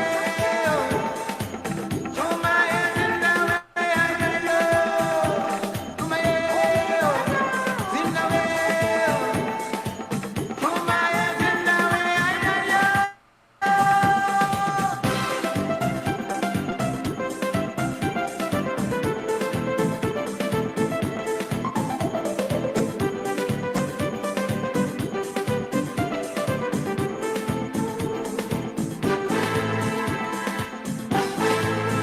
For those who play in ignorance, talking about true African descendant, if you want to know the truth, take a trip back to your root. And somewhere on that journey, you go see a man in a dhoti, saying he prayers in front of a chandi. Chandi.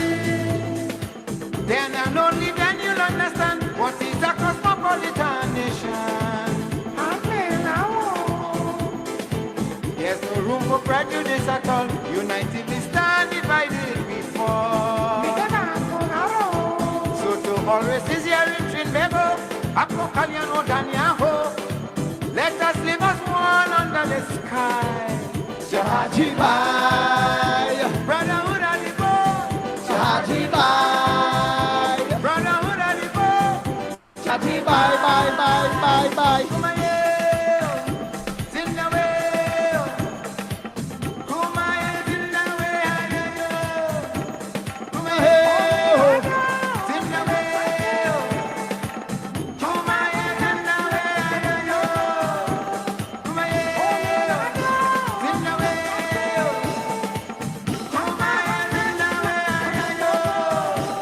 Kumaye, Zimbabwe. Kumaye, Zimbabwe. And then Trinidad and Tobago, with all of that, what is our biggest problem?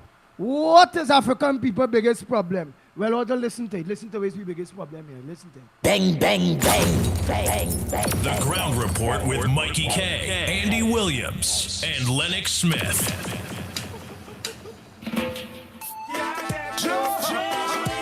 Man.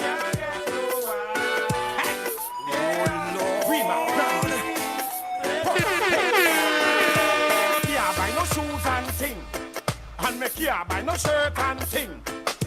Soon as PNM win, not a thing, not a thing, not a thing. Well, the tax in me house and thing. And me cash up online and thing. What a thing, oh, what a thing. Not a thing, not a thing. Hey, let me say a pleasant good morning to Mikey K. Mikey, a pleasant good morning to you, my brother. Morning, morning, my brother, morning. Am I coming in clear? Loud and clear. Yes, on this Good side as morning well, to my friend. you. Good morning to you, LENNOX Smith. Good morning to my brother Andy Pitbull Williams. Good morning to our technical director and all the good folks that are locked on. Good morning indeed. Yes, Andy, what a thing, what a thing, what a thing. What a thing. And if you go back to 2019, Dr. Rowley said that the nation cannot hide from the reality that in a diverse society aiming to do well, African people are not doing as well as we expected or as well as we might. I want to repeat that. Dr. Rowley said, and this was 2019, declared that the nation cannot hide from the reality that in a diverse society aiming to do well, African people are not doing as well as we expected or as well as we might. That's what he said, gentlemen. That's what he said. Today, is it any better? Well, you better read what he said today. You have a copy of what he said today? You will be surprised. What is anything interesting? He says that What is interesting? Go ahead. he said in no uncertain terms that, of course, you cannot underestimate the achievements of the African community. I made reference to it. I'm glad that you brought in the specificity in terms of the time, but of course, the article says PM achievements of Afro-Trinis must not be taken for granted. That is the exact words. But of course, in 2019. He says that he is disappointed in the African community, is at the lowest rung of the socio-economic ladder, and therefore totally oblivious, of course, that is the argument, to the fact that the PNM has been in office for the longest, and they are supposed to be a so-called representative of the African community. I mean, it is just pathetic. So I consider it dishonest, disingenuous, and is another plug for understanding that election is not too far ahead. Not only that, when you look at what's happening here as the country commemorates Emancipation Day, one activist believes business people of African descent in Trinidad and Tobago are not benefiting from economic opportunities as much as other ethnic groups. Founder and director of the Black Agenda Project organization, Dr. David Mohammed, has expressed concern over Trinidad and Tobago's decision not to sign on to the African Export-Import Bank, the Afrin Bank, the Caribbean arm. Prime Minister Dr. Keith Rowley has stated that should the bank be established in Trinidad and Tobago, the requirement for employees to be paid tax-free salaries would be a tough condition for the country. Mohammed told the media that businesses that TNT does not sign that business that TNT does not need to set up a physical bank to sign the agreement. But more than that, he believes a local conglomerate linked to the very said bank has influenced the government's position. This is the thing about it, Lennox. These games people like to play back and forth with these verbal acrobats. David Mohammed is saying that he believes a local conglomerate linked to the very same Afrin Bank has influenced the government's position. I believe that. Why? Why you believe that? But we never. Why do you believe that? That has been around for some time, gentlemen. There is a school of thought that says that the local establishment doesn't want the competition that will bring, and the empowerment that it will naturally cause to a certain section of the society that ought not to be that ambitious to, of course, engage in mainstream business activities and to take their rightful place in the society. That has been around for some time since that discussion came. Because Andy, why you believe that? Why you believe that, Andy? Indian bank, the name Bank of Bermuda. Yeah, Bank of Bermuda. Yeah, closing down. The Massey Group end up buying that. You notice they moved the franchise from all over really and truly. And they catch the tail to really get in the system. But what's something? The Jamaican bank that is linked with oh God, researcher this Watch out JMMB. All of a sudden come after Bank of Bermuda and look them get through where you could use the links, you can do this, you can do that, whereby them pushing their way through because of the closeness with the government and bank and the Bankers Association in Trinidad and Tobago. They get through. I don't believe there was any influence in there. I can't see how this conglomerate could influence Rowley. When Rowley was concerned about the fact that not one day's work for them little black boys and them in Sealots, Beetham, Lavantil, Bell, and all the surrounding areas, not one day's work influence what? We know exactly who it is that makes up this whole deal where there's a policy about themselves, their friends, their family, and their finances. No conglomerate and have to tell Rowley, none to influence Rowley. Where did Muhammad get this from? Nobody can influence Rowley. That was cast in stone from the beginning. How you can give people any hope or any kind of social leverage to go out there, economic leverage to go out there and pursue your entrepreneurial spirit and do what? And build something? That Canadian, the conglomerate is simply watching because they know quite well all the terms and conditions that they signed on to. They don't have to influence Rowley.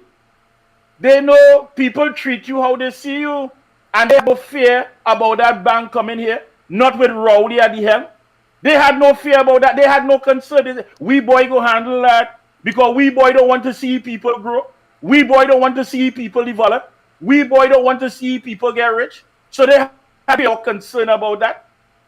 So nobody will influence Rowley. I am so sick and tired of people trying to shift the goalpost as if somebody tell Rowley to somebody. Rowley is Rowley. All our social problems, all our ills, whether as East Indians, whether as black people, all of it stems from Rowley and the PNM. Stop trying to shift the focus. Nobody had to influence. He said it already. He's disappointed in us.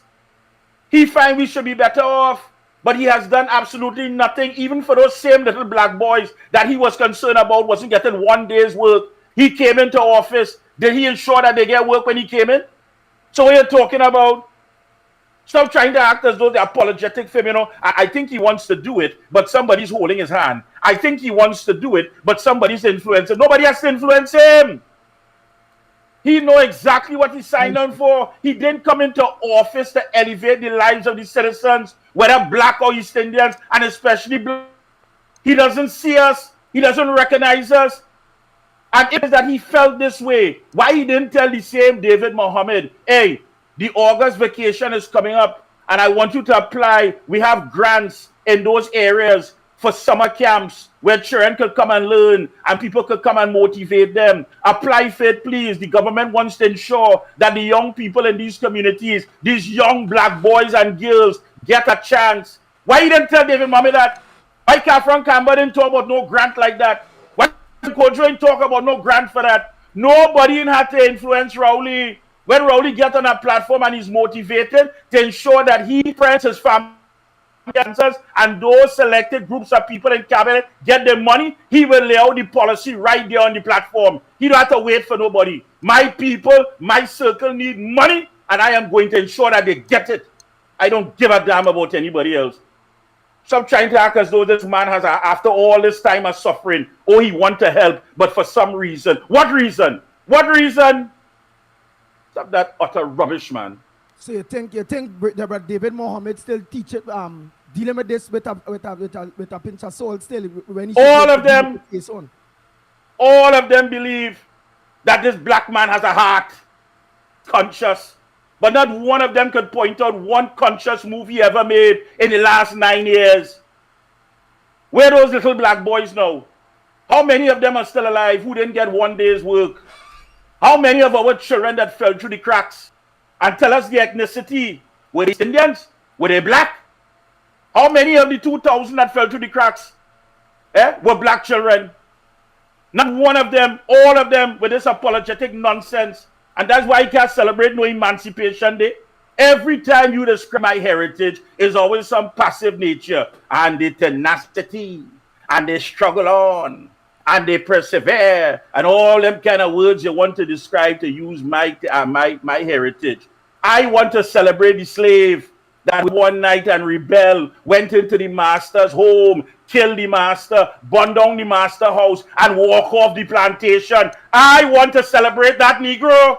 I want to celebrate the Negro that took the whip out of the hands of the white man, the slave master, and said, enough is enough. I ain't taking it no more. And took up a rock and bashed in his head, and he left the plantation. I want to celebrate that Negro. I want to celebrate the woman who stood up and said, you're not going to take my baby and mash up his face just to intimidate me to work on your plantation. I am going to take your life, and if it takes my life as well, I'm going to stand up. I want to celebrate that Negro. Don't tell me what Negro to celebrate. Don't let me pick and choose. I know my heritage. I know where I come from, and I come from a long line of fighters, not this passive nonsense about people just chain up and singing hymns and dancing. No! There were fighters, there were rebels, and there were people who stood up and they died for it. I want to celebrate them.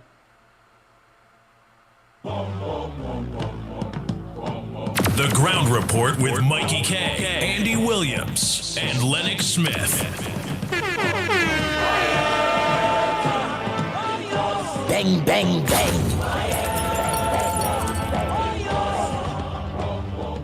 I want to celebrate Negroes like yourself, my brother. You's like me. I agree with you 100%. The lines are open, Trinidad and Tobago. What's your say on this Emancipation Day? I'm going to give you already numbers. 225-6644, 225-6644, or 239-5120, 239-5120. Give us a WhatsApp call. Send us a WhatsApp voice note at 366-3053, 366-3053. What says thou? Wow, wow, wow. Yes, gentlemen, of course. And earlier we did, in fact, mention some of what Mikey would have disclosed very passionately. Well, 1 minute. Oh, yes, go ahead, caller. Yeah, morning. Andy, good choice of song, boy. Yes. That I know that who introduced that tune to us was a few years ago was Mikey K. Under all seriousness, he loved this background. But you go ahead. Right. Let me tell you something about that fella. That fella is of mixed race like me and you. And his wife is Indian, right? And she wrote that song. She wrote songs to Baron and many Calypsonians. I met her in America. And that the post Calypso Krongy one was in Sani Grande. And then I choose he was to win that crown when he sang that song. I choose King Austin to win when he sang that song. I choose Todd Pants when he sang that song. I choose David Roller when he sang that song. You know why? Because we live in it today. Yeah? All them Calypsonians sing two songs and they never win. And I call that judging was bias all the time because we live in that today. Yeah? And next thing, Mikey K go to the head of the class, take 150%. Yeah? Because I know the man who calling the shot is him Smith concerning this financial thing with the bank and thing. If we only get a bank for people to live better, and they don't want that. Yeah? All right, Andy, thanks. I'll call you after the program. All right, my brother. Morning, caller.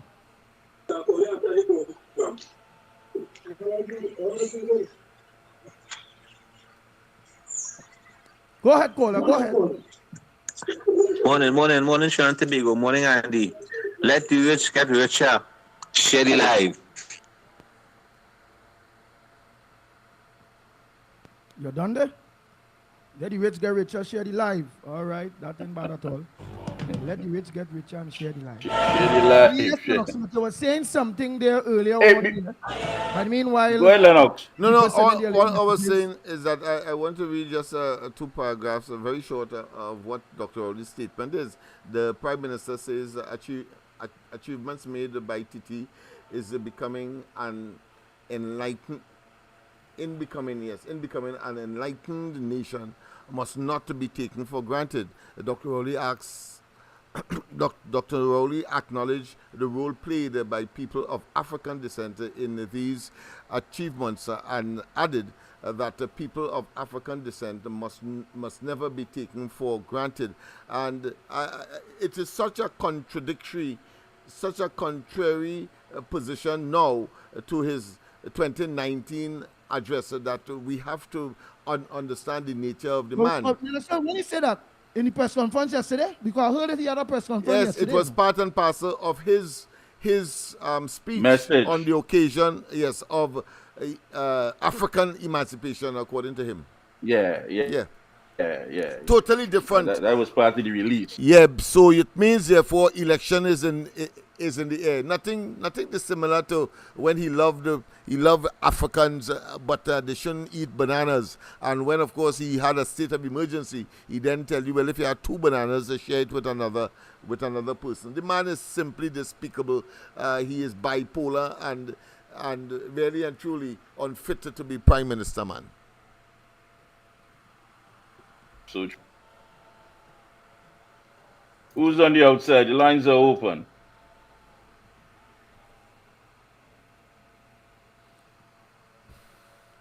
Yes, and he continues. I mean, Rowley made these observations in his African Emancipation Day message to the nation. He said that today's celebrations represent our achievements as an enlightened nation, one that upholds human ideals, ethical values, equality of opportunities, and the freedom to pursue individual happiness. Wow.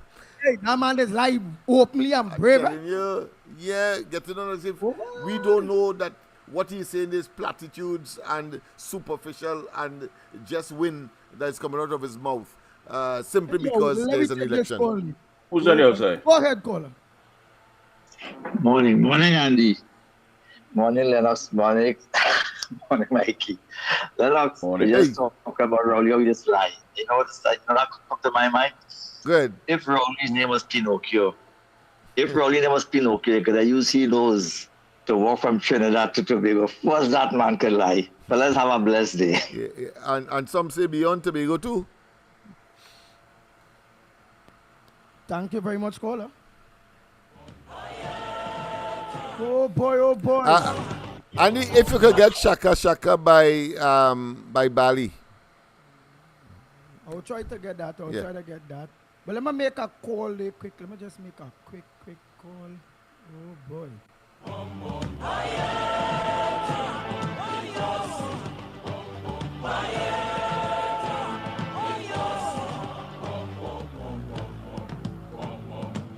Oh boy, let me take this one here. Morning, caller. Andy, morning. Go ahead, morning. You know what I believe when election will call? It will call close to emancipation next year, please God. Rowley used this African to change the name to African Emancipation to feel out the people today. Thank you. Oh. Hey, let me say a pleasant good morning to you, Warrior Princess. Morning to you. Happy Emancipation Day to you. You got her? Warrior Princess. Hello. Yeah. Warrior. Look, Andy, Warrior ain't serious. Huh? Warrior. Move on, Andy. Yeah. Morning, Andy. Morning, Lennox. Morning, Mikey. Morning to everybody. Like Potter, Spain money finished and he ain't get no phone call this morning. This morning he's supposed to be calling.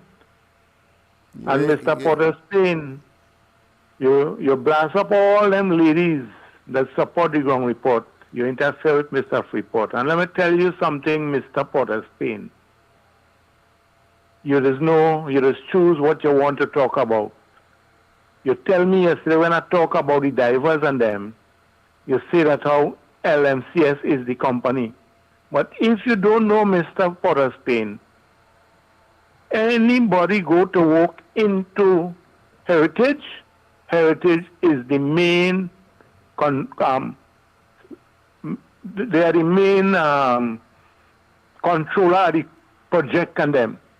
Unless the contractor don't get the safety tools and equipment and whatever in place, Heritage cannot sign off on them. So if you don't know what you're saying, just stay quiet and keep out of big people business, okay? And in 2015, everybody was bawling, don't vote for UNC, don't vote for UNC. There is a ship, Hilton Sandy, if all you could remember that. There was a ship in Calcutta waiting to sail to Tobago. But here the bigger one now. Mr. Rowley have 3 ships from Calcutta waiting to sail to Trinidad. One to take over the Panman land and do something on it. 2 is to take over the rice mill in Castleford, that they abandon all the rice farmers.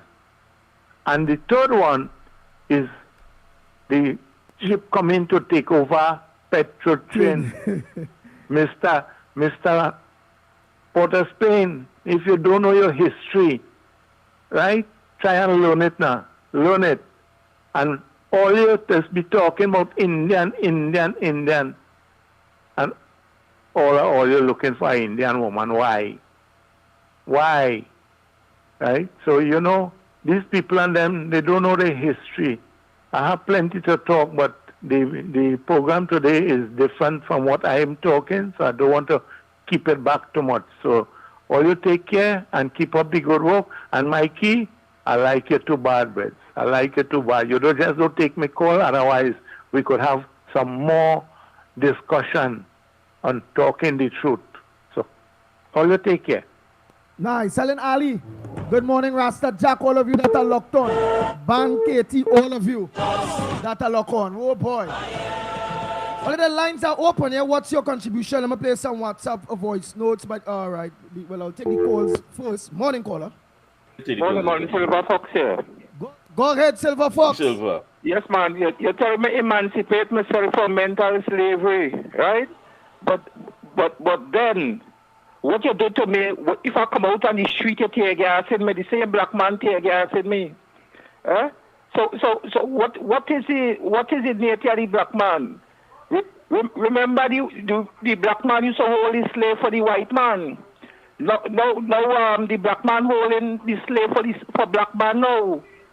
Are you telling me about emancipation? When would we be emancipated? What the black man own? The black man own nothing. What we could say? Long time he had a fellow used to say we need the money, right? And he himself used to be throwing away the money stupidly. What a fool and his money will part. What education you giving to the black man? Is there any school in Trinidad and in Trinidad right now teaching African? I see one school in Tobago teaching the children African right now. What is our culture? The same black man is suffering us. We're suffering under Keith Christopher Rowley as a black man. Sometimes it does look black, but you're black, you know. You're black outside, but you're white inside. And we have to understand. Our own blackness, right? Because I don't understand how the treatment we are getting in this country, because you're going now to tax the same black man you like to pay property tax on the liquor house he have. He can't even make ends meet. But where is the real black people of Trinidad and Tobago? The only thing we have in Trinidad and Tobago is suffering and the cemetery. Thank you. Thank you very much, the Fox. Oh boy. Yes, yes, thank you there, Silver Fox. Let me say to Mr. Tuna Puna. He will repeat the same thing Trump talked about. He will call Trinidad and the Caribbean shithole country. So what people talk about Trump and all, they are the same. I keep telling all they are the same tea or the same pod or whatever they say, whatever the two monkeys in the same hole. So that's what I'm trying to tell people. Always got to be very careful. Trump is a dictator, want to be a dictator, and always want to be a dictator. Probably he's a dictator. But Trump is not going to get it. A woman is stronger than a man. Kamala International is stronger than all but people there cannot see. But American people here on the floor can see that. So we will vote him out. You guys need to vote us all. You got to vote him out. Bye. Good morning, gentlemen and family of the Ground Report. This morning, I want to ask the question. Since some years ago, Dr. Eric Williams, the first Prime Minister of this country, said, money are no problem. Well, today the problem is money. And which government that had the most opportunity regarding funds at their disposal, state funds at their disposal, other than the PNM government? Nobody else other than the PNM government. And what did they do with that money? What did they do with that money that today the people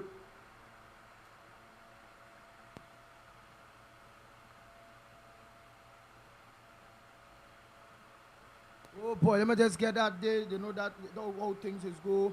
The man song is nice.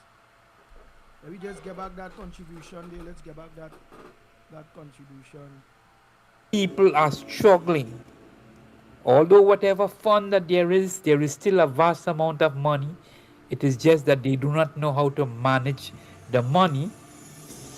And I am hoping that people are going to open their eyes.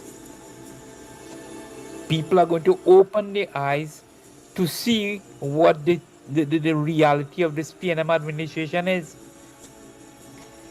From time immemorial, there was vast sums of money, and it was all taken up in corruption, passed through bribery and other corrupted mechanism. And who are the ones feeling the effect today? But the people, our poorer brothers and sisters all over the country. And I believe the only radio station that is informing people of what is taking place in this country is this program they call the Ground Report. And I want to commend the Ground Report for the majestic job they are doing, and those who call in every morning and voice their concern with passion. Thank you very much, gentlemen. Have a blessed day.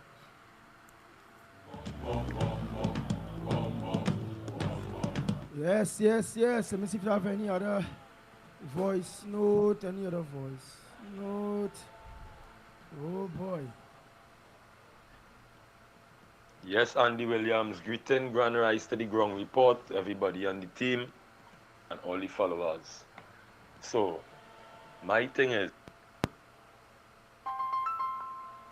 All right, I'll go back to your voice note just now. Let me just take this call here quickly. Morning, caller. Go ahead, caller. Morning. All right, well, I will just finish this one. Yes, Andy Williams, greeting, grand rise to the Ground Report, everybody on the team, and all the followers. So, my thing is, right, Trinidad and Tobago people, I just consider sometimes the most confused set of people you could find on this planet. What I'm saying is that together we aspire and together we achieve.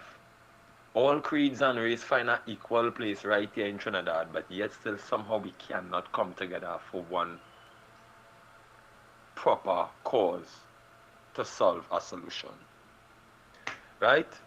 And I always been wondering for many years, why we use these motto? Why we using these kind of things if we cannot come together? So then it has something wrong.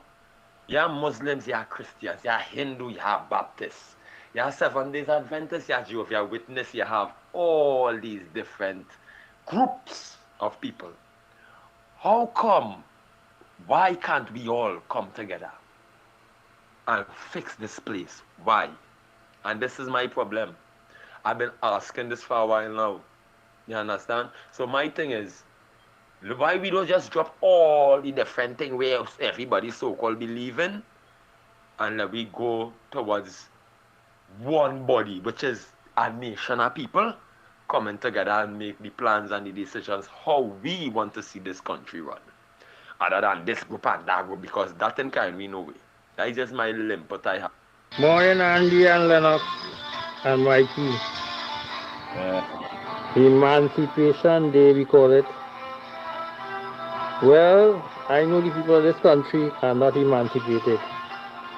They're enslaved by this PNM government under a man that answers to nobody but the rich, to get them richer and to make them more rich.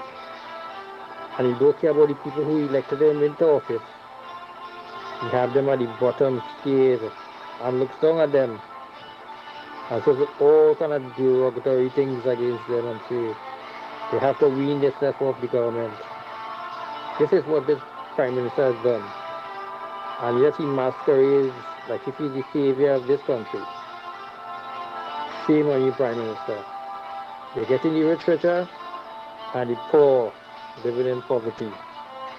Shame on you. Shame on you for having this Emancipation Day. And call it African Liberation Day, whatever. But shame on you, Prime Minister. Have a good day, Andy, and my son Mikey. Cool. Oh boy. I think that was interesting. Very interesting. Just add our next one there. Yeah, man, the man who made the voice note there with the whole kumbaya thing, holding hands and singing kumbaya. Listen, we got to get real with this thing, you know.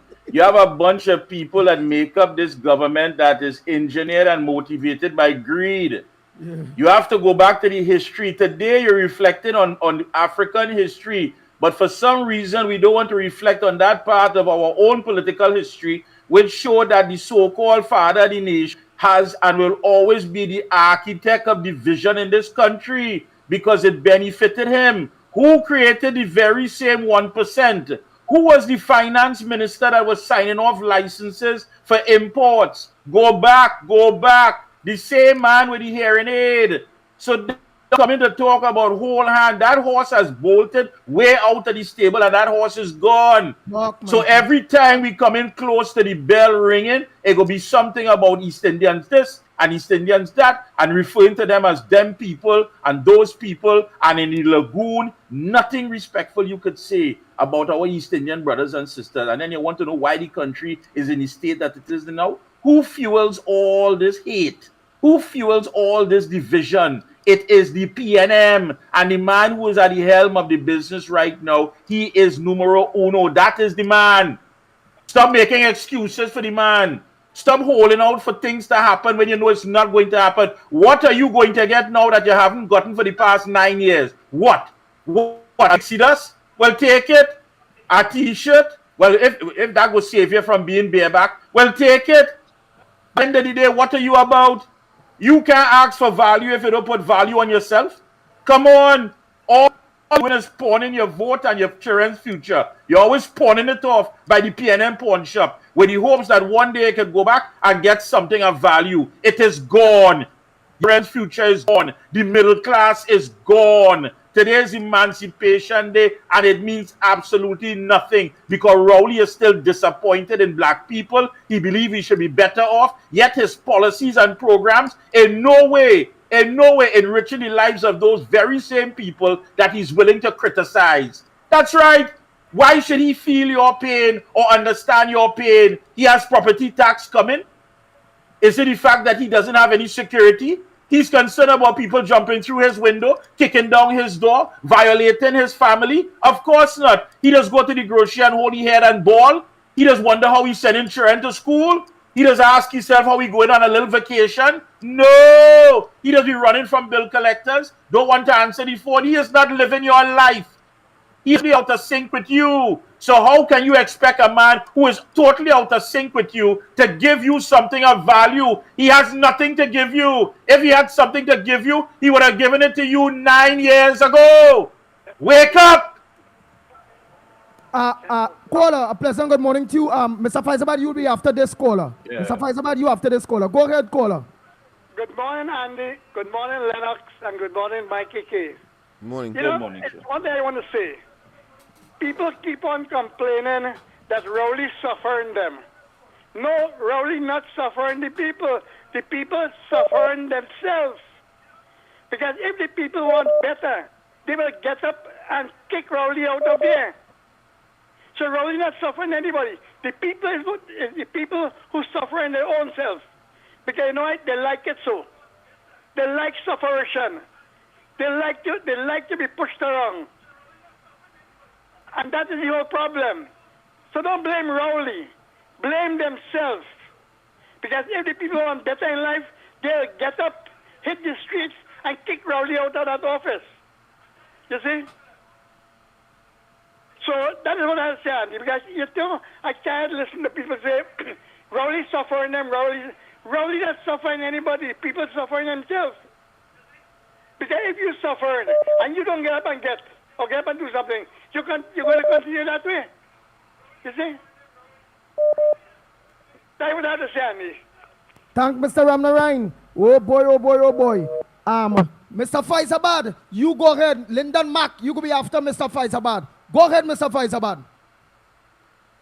Good morning, Andy, and Trinidad and Tobago. Andy for Grandy, and Grandy for Andy. Uncle Lennox, Uncle Mikey, and UB, and the Workers' Platform, and Corridor Transformation, all the apps, this program is shared. Very share and share and share. Uncle Lennox, I would like to say, Uncle Mikey and Uncle Lennox, to all the slave catchers, because when Eric William had formed the government, the African diaspora was without a direction in life. And when Eric Williams came in power, this is some of the things that the African diaspora, this generation now, is hide.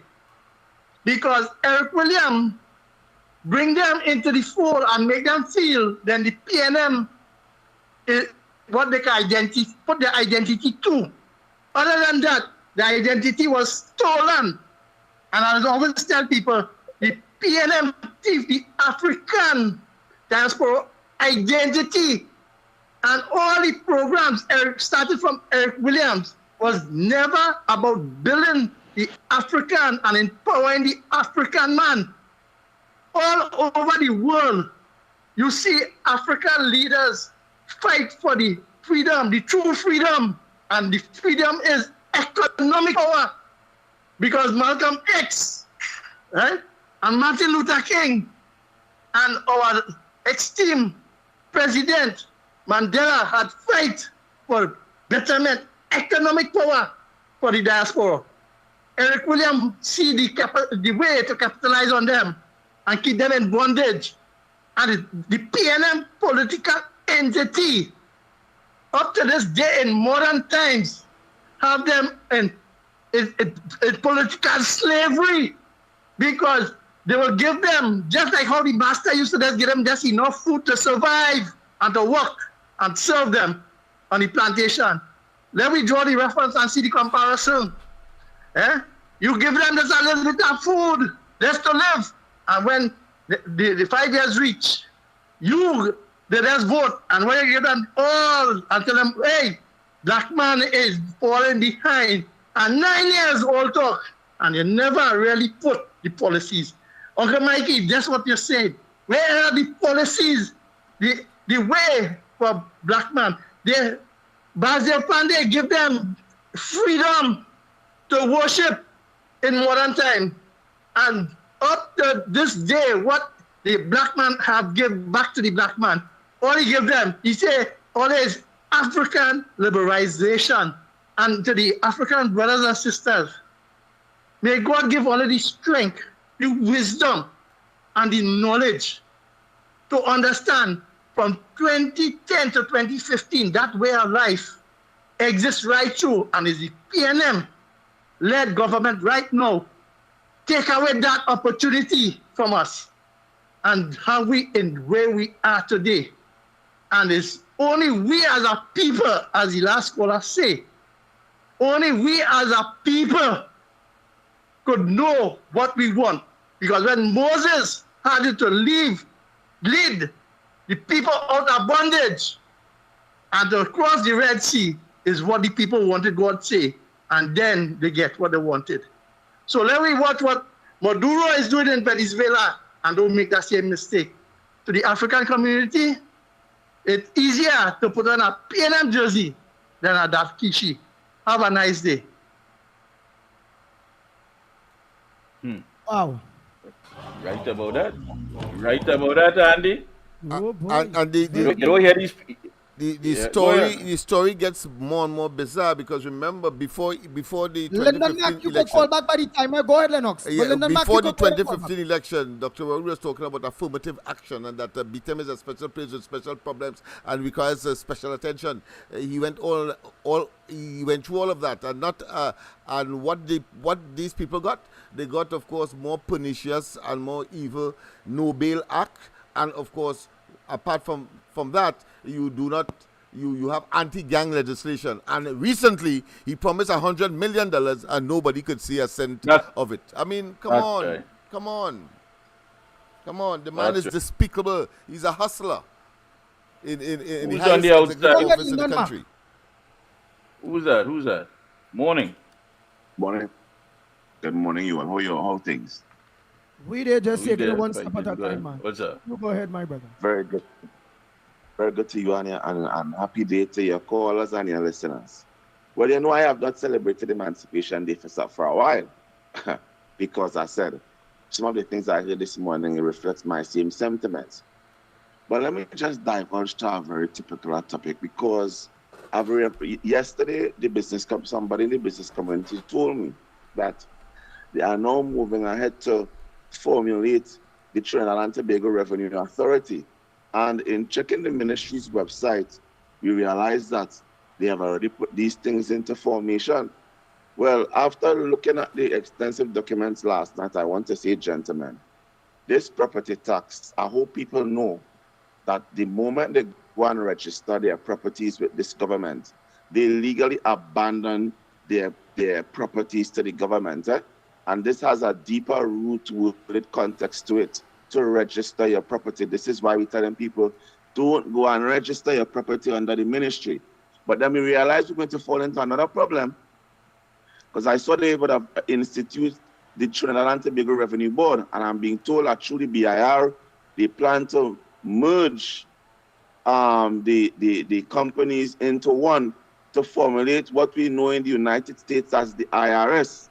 And if people don't know about the IRS, I want to say it plain and bold. They plan to take away all your property when all you don't pay this property tax. And I want to say it on all your station because at the end of the day, this for me is where I see the credible information is being brought. There is a plan to take your properties from you if you do not pay their property tax. So we need to come together and start a different conversation because again, this is Westminster politics.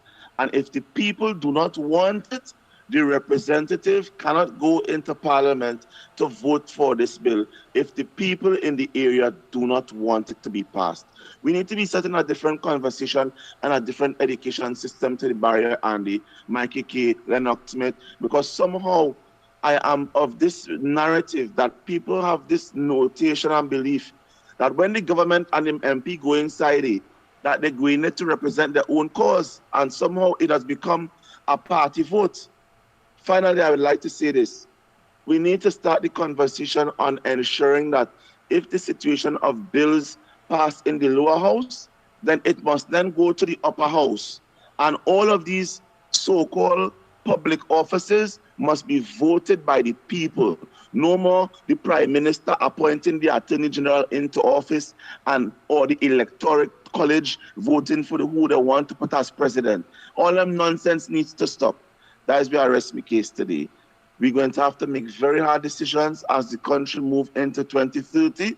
But I want to say this because it is being said that the international agenda is that you shall own nothing and be happy. I'll leave it right there for the morning, gentlemen. Hold on there, Lyndon Mac.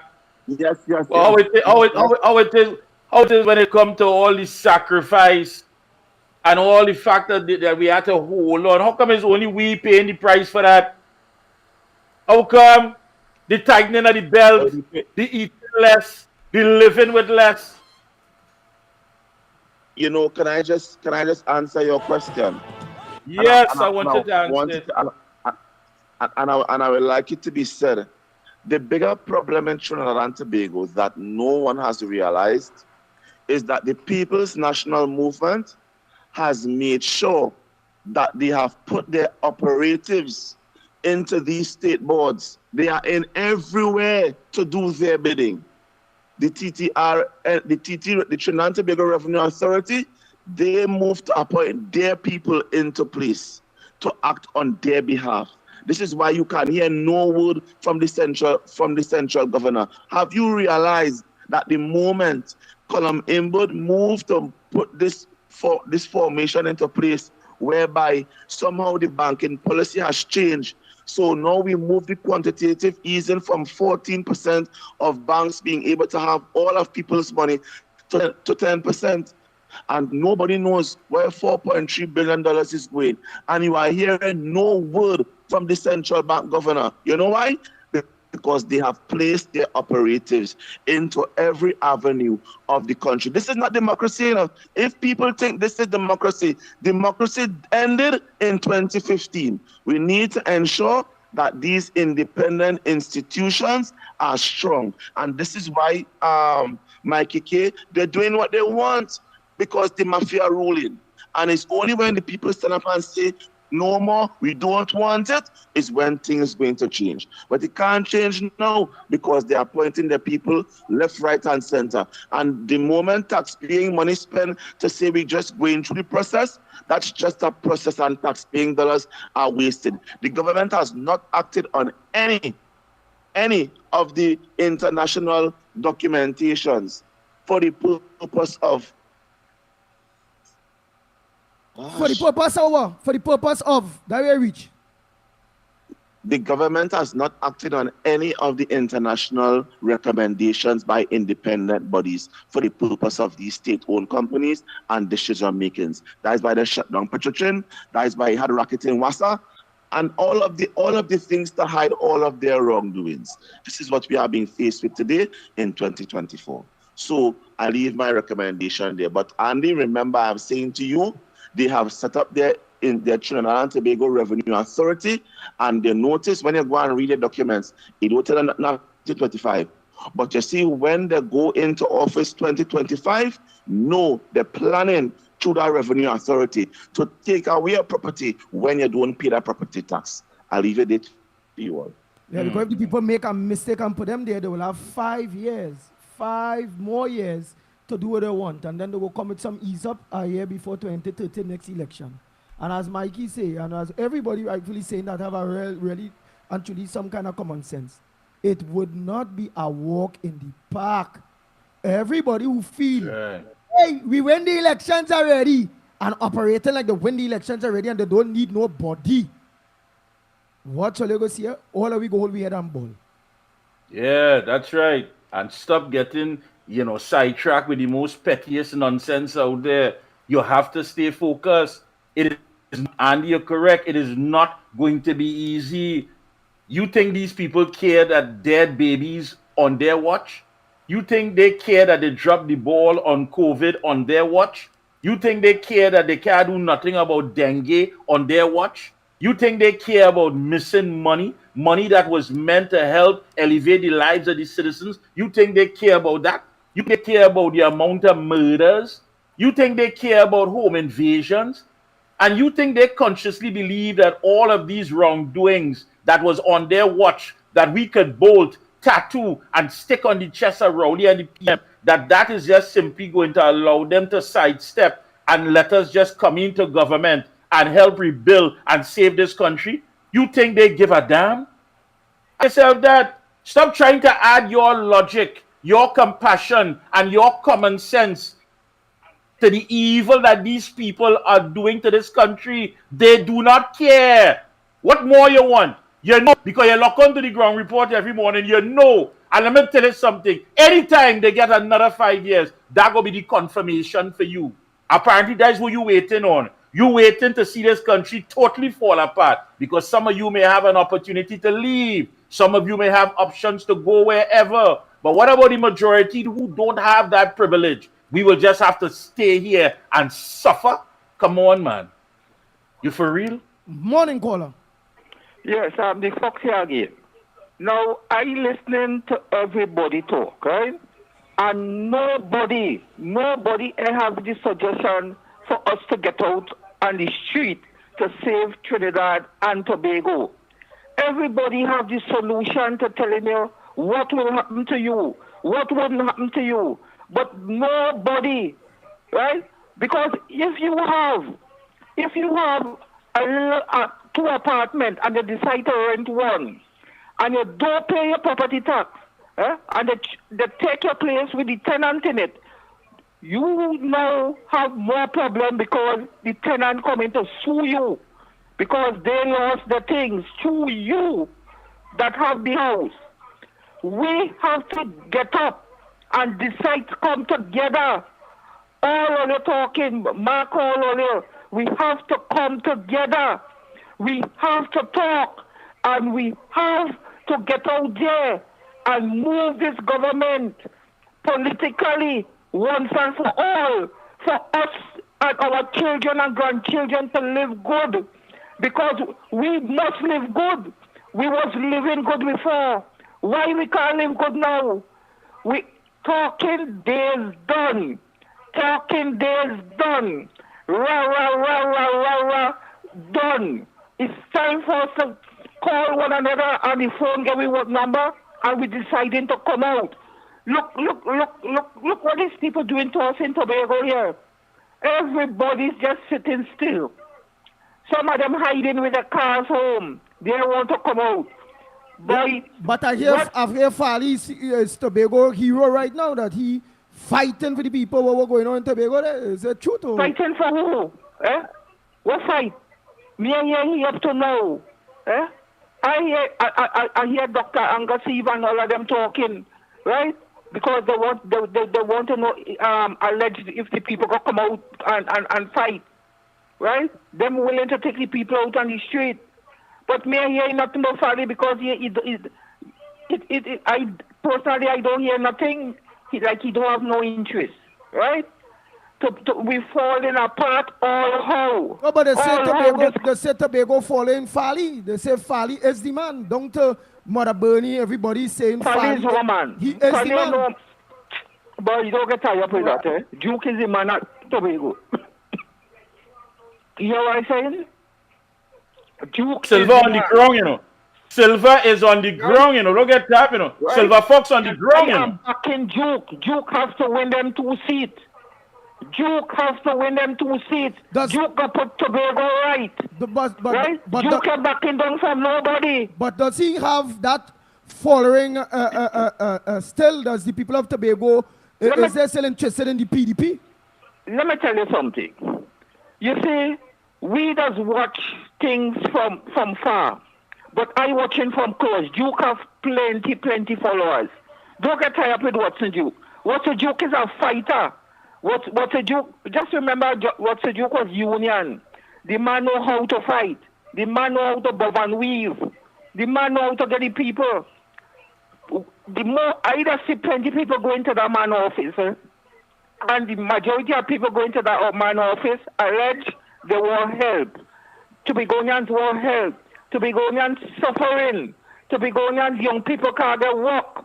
Tobagonian young people on the street. Tobago young people, all they could talk is on internet all night. because they have nothing to do next day. All they're doing is pelting stars in Tobago. Yeah, but I heard Duke is the man controlling. I heard Farley doing a lot for young people in Tobago. I heard Farley's office always full. I heard that Farley seen everybody in Tobago. Well, they're doing a lot for the imaginary young people, the people that don't exist, right? The man is not giving employment. All them people go to school, buy books for $800 or $900, cutlassing on the road. This is what you send a child to do? This is the best a child could get is a walk on the road? Man, that we have to stop it. We want proper job. We want the children to be like them too, right? We want the child wearing jacket and tie too. We want the child to be up there. We want the child to build a future for them children. Not just for them giving them 10 days and this kind of thing and thinking that is work. That is not work. All right, so between Duke and Farley, who you seeing there could bring that delivery to the people of Tobago? Solomon, Watson, Duke. Solomon, Watson, Duke. All the way. Duke is my boy. And Duke will stay my boy. And Duke will have to bring the prize home. And the prize will come home. And Duke will help all them young people. Young people, listen to me, listen to Silver Fox. Listen to Silver Fox. Duke is our only hope. Come out in all them numbers. Come out, young people. Yeah, but why you coming across like if Farley is weak? That's how you're coming across. You're coming across like Farley is a weak leader. Well, you say it for yourself. I didn't say it, right? You did it. No, I asked him. Well, you ask what you know and what it is, right? Because he is the one that we fight up for, right? And the ending of it, we have nothing to show, right? And all they want us to do is when the day comes, put a finger for them. But we put in a finger for PDP, Watson, Solomon, Duke. And that is where we support in. Young people at Tobago, you will get work. Young people at Tobago, you go make your mother, your father proud of you all. Whoever feel they want to come and contest me, contest the black man. Today's Emancipation Day, the black man ready to party. Thank you. Well, I tell you, Andy, try to get Warrior again, please. That's Plumpy Boss mother, Plumpy Boss. We getting reports that Plumpy Boss was airlifted from St. Martin to Trinidad. See the Warrior for me, please. All right. And a lot is happening. I don't think the youths are listening. Morning. Good morning. Happy Emancipation to everybody. Hi. Morning, Tobago. Good morning to the ground. Hi. Oh, Lord, let me hear. I want to take a little spin on this thing. You see the property tax? This is pledging your allegiance to the AC, because the AC is going to put pain and affliction on us, forcing us to do what we don't want to do. You understand? So if you pay your property tax, you're going to live free and sumptuous, so you have to do you nothing. But who don't pay the property tax, they're going to have to be out of the house. I prefer to be out of my house and live like Christ when he was here before. The Son of Man have nowhere to live. I prefer to do that because me am pledging my allegiance to no devil. And that is what the property tax is all about. Who want to see different when I done here? That is them business, because if you look in the Bible, in Revelation, that is what it's telling you.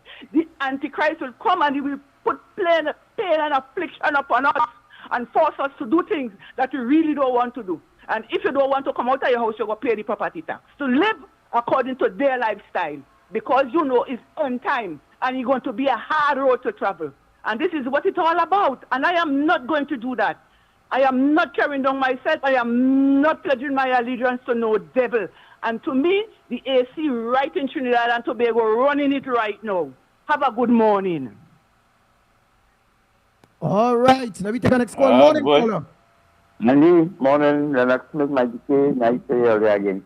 Andy, yes, about 20 to 25 people from Ghana come down here to sell certain things they make in Trinidad for emancipation. I want to ask Shirley, who paid their passage to come here? Is this another drain on the economy and the taxpayers' dollar? Did he pay for them? What are really going on in this country, boy? And Andy, where is the president of this country with all this wickedness going on? Do you know that the president of this country is above the law? She can be charged. There's a law in this country that says nobody is above the law, but the president of this country could be above the law. What are really going on in this country? Sandy. Yes, Sandy. Yeah, man. Next caller, morning. Good morning, Andy, Mikey, Lennox, Newbie, and to everybody out here. Andy, your girl just get up. Yes, and I see the program was on. I was so happy because, every morning I get in up 3:30. You understand? So I say, oh, God, let me take a little late morning this morning. I was so happy, but I'm not going to wish anybody happy emancipation. Because what is happy about that, Andy, the outfit? Because they only wear the outfit for one day and they feel they're emancipated, right? Emancipation is your thoughts, your words, and your deeds. And I want to tell Rasta Jack something here this morning. You don't need Santa Cruz. I'll quote him. We don't need Santa Cruz. That should go to hell. You understand? We're out there when we are protesting. Do you raise your voice on the radio station? Do you raise issues, Rasta Jack?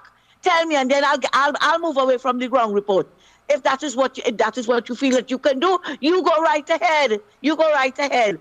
And Andy, I heard it. Saying, I got tuned in time to hear you saying, we cannot say we have won the election already.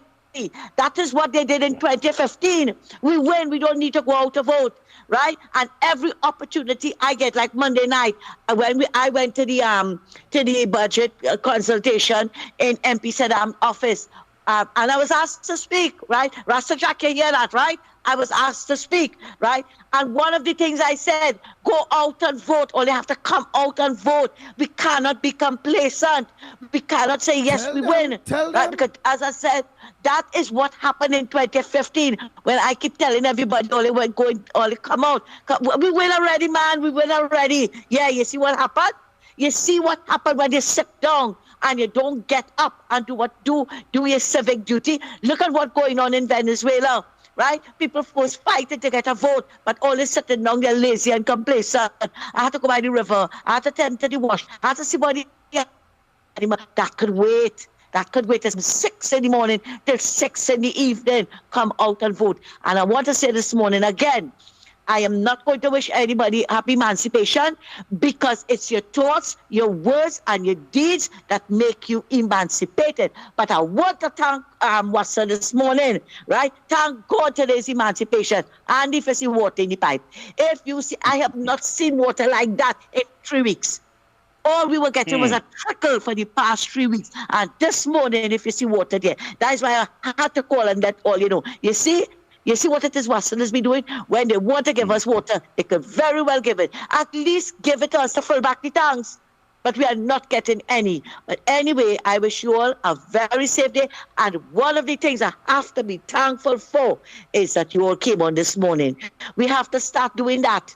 We have to start doing that because we know elections is in the air, right? And other people don't take vacation. Right? Yeah, let us come out. I was very happy. And most of all, I was happy to hear mother-in-law Mikey this morning chicken fire again. Thanks a lot, guys, and have a good day. Have a good one. Yes.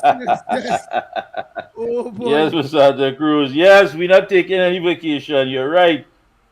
The fight is on. Yeah, because the evil of the PNM don't take a day off. So we had to fight them.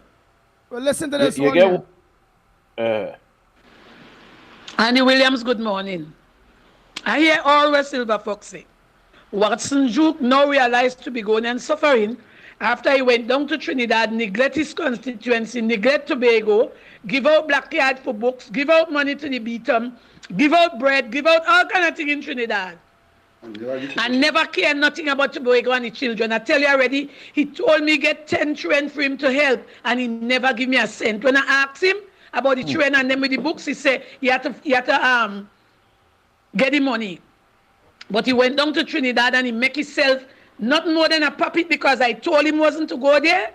Trinidad people will be using him. I don't know what audience he talking about. He trying to make an audience now because everybody that he going in the funeral and trying to interact with people. But Tobago people will do him just like how they do Choy Charles. When they didn't understand the ring bang, they do Choy Charles what they want. But we understand because he went and left us undone in Tobago and went to Trinidad trying to make fame for himself and trying to be the mayor of Port of Spain and the prime minister of Trinidad and Tobago. So I understand all what Silver Fox saying. If you like a man, you're supposed to think the man. If you like a man, stand by his side. But for now, he can't show we nothing else more than what he do that and disgust the whole of Tobago. He need to catch himself. He playing crazy. We more mad than he in Tobago. Get what 2 seats? Get which 2 seats? Who we have to go up for him for 2 seats? Let Silver Fox like DP Watson, and we gonna show him who we like when the day meet to vote. Ah, boy, the battle is on, boy. But on the ground, Silver on the ground. Yes, and I know the youths are locked on now. The youths are not going to come out for the deadbeats. They're not going to come out for missing money. They're not going to come out because Rowley and the government lying. They're not going to come out for murders and home invasions. They're not going to come out for the Chinese deals that we don't know about. They're not going to come out to stand up, of course, for anything. But morning they're celebrating that the world boss has been released, Andy and Lennox. And the Vibes Cartel has been released. All the young people are now conscious of that. Oh, the world boss. The world boss. Yes, they don't know how the mother putting food on the table. Yeah, boy. They don't know what's going on with the father who is emasculated, rowdy, emasculate men in this country. They don't know nothing about high food prices. All they know is that Vibes Cartel is out of jail and they good, the world boss. My gosh. Morning. Go ahead, Central. Pleasant good morning, Andy, Lennox, Mighty K, Trinidad and Tobago Central. Good May morning. God continue blessing you guys to the awesome, wonderful job that you all are doing. May God grant you that serenity. All right? So, Emancipation Day. Silver Fox after Central, Silver Fox. I will answer after Central. She on the line. Go ahead, Central. We say nothing. Nothing can go on concerning about no holiday today. I'm very sorry to say. But we have some rude, non-trained, can't perform people running this country, and it's making no sense. I'm being very serious about that. You understand? It don't make any sense. Nobody not enjoying anything. You can't even enjoy a normal day, but enjoy a holiday. That's making sense? That's not making no sense. And according to what everybody is saying, and we're coming together, just let this man call a date and time and we're ready to remove them. You understand? We have a whole set of bunch of people in wrong places dealing with the right things, which is the treasury. You understand? So everything just going haywire. Why these people like Parasite, they just don't call the date and time, boy? They're fed up. They're disgusted. They're embarrassed. PNM really have no shame, you know. They should not put it as PNM. They should have put it as the no shame party. You understand? And this man is what we're bubbling up is a political war in this country. That's Rowley. He warming up a political war. Because right now people are saying that they're reaching the dregs. Dregs are not might even be enough for them. Folks are fed up in this country. They're fed up to the capacity until pressure busts and pipe. It's a people right now we're talking to not to commit suicide. You believe that, Andy? It's a people we're talking to not to commit suicide. You tell me this place is going bad? The worst? This place is madness right now, boy. Trinidad and Tobago. Only listen to what people telling all you. Do not make the mistake of put a grandma for 5 years again. Or they want to lose everything all they have. They might even want to take the clothes all they have and all too. They're on Saturdays. Don't make that mistake. Take everything they're giving all you. Run them like a dog. And when you see the election date call, you don't know what to do already. You understand? In fact, emancipation, nothing. thing, and it's that. Is that, and is that SRPs are not getting paid. Rowley, please emancipate the SRPs from poverty, this financial slavery, please. Police and the family under slavery, oh God, pay the SRPs, pay the SRPs. Oh God, boy. And the world boss has been released, but Yeah, well, everybody, all the young people now on the World Boss. But let me take this call there before we talk about the World Boss Day. And then I want to try to still get in contact with Warrior. Go ahead, caller. Yes. Yeah, this is Silver Fox here. Go ahead, Tobago. Now, Miss Lady, you have to understand something here. It's Trinidad and Tobago. It's Trinidad and Tobago. It's not Tobago alone. It's not Trinidad alone. Even though Duke go to fight Trinidad, it's the same Trinidad and Tobago, brothers and sisters, right? This is the problem we have in this Tobago. We feel it's Tobago alone. It's not Tobago alone. And if he didn't get the books, I got get the books because I'm full of books here for Bishop High School. Anybody want the books, they could get on to the Fox and get all the books they want. Any kind of book, from dictionary, everything. And new. Right? I giving them away. I don't want them because nobody going to school again. Right? So, Miss Lady, put yourself together. You might not like the man, but the man have policies. The man have integrity. The man is just out of this world. The man is the man. Right? Duke is the man. And Duke is what we're following in Tobago. The young people want to be happy too. Not just because others inside there and you might get you for what you want, but others is not getting you for what they want. And they have to eat and drink just like me and you. And I am fighting for the ones that can't talk for themselves. I say one for standing up for the young people in Tobago, and I will stand for them till I'm dead. Thank you. Tobago is hot. Tobago is hot, Andy. It is hot. Let me say good morning to Shaz. Shaz celebrating the release of the world boss. Yes. See, the free cartel. Shaz breaking that. That was Shaz into now. You gone from Illuminati to world boss. You something wrong with you? Check your meds. Check your meds, Shaz. That Thorazine running low. You got on to Warrior Princess, and before we go, we want to find out what is the status of Plumpy Boss. Was Plumpy Boss flown back from St. Martin? Is he Plumpy okay? Boss, that is her singer, right? That's her son, yes, that is her son, Plumpy Boss, Andy. Don't play like you know, Andy, Daddy. Don't play like you know. All right. You understand what's going on? All right. Under the order. Yeah. So find out from Warrior Princess before we go. And the SRPs, they need to be paid, please. Well, they pay the SRPs. They pay and then coming out and talking about it. That is our next thing, Andy. In truth. The Pan man was on the ground report, and up to now, Pan not in protest. Not one Pan man ain't going down there in front of Rowley office, but they're always waiting for pushback. We with you in spirit. At the center, Andy and Mikey and Lennox and them. They always know when to run to the ground report when it's convenient. But not one Pan man in pick up the step Pan. And one in front there, Pan in protest. Not one.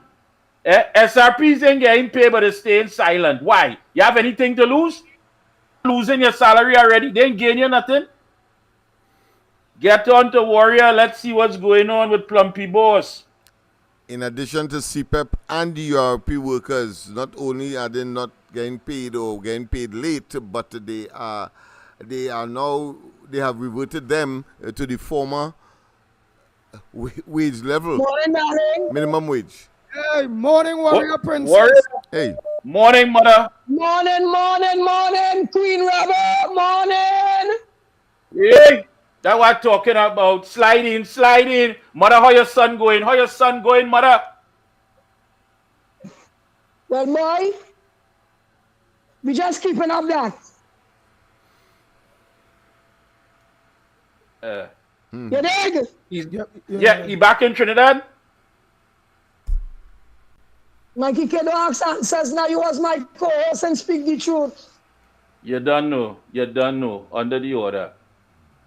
You don't up. Don't back beat in up. Tell me, Trinidad. mother, how you feeling this morning, mother? How you feeling? Me, I'm not feeling right now. I call my guys. You ain't Right now, you're feeling feeling like emancipated? Is emancipated morning? Emancipate? Yeah. Why is it in that? Emancipate? When I had to ball out like a orangutan to Mr. Rowley to allow my child to come back in the country and he birthed. Emancipate? Right now, there's any more emancipate in Trinidad than me. Wow. Wow.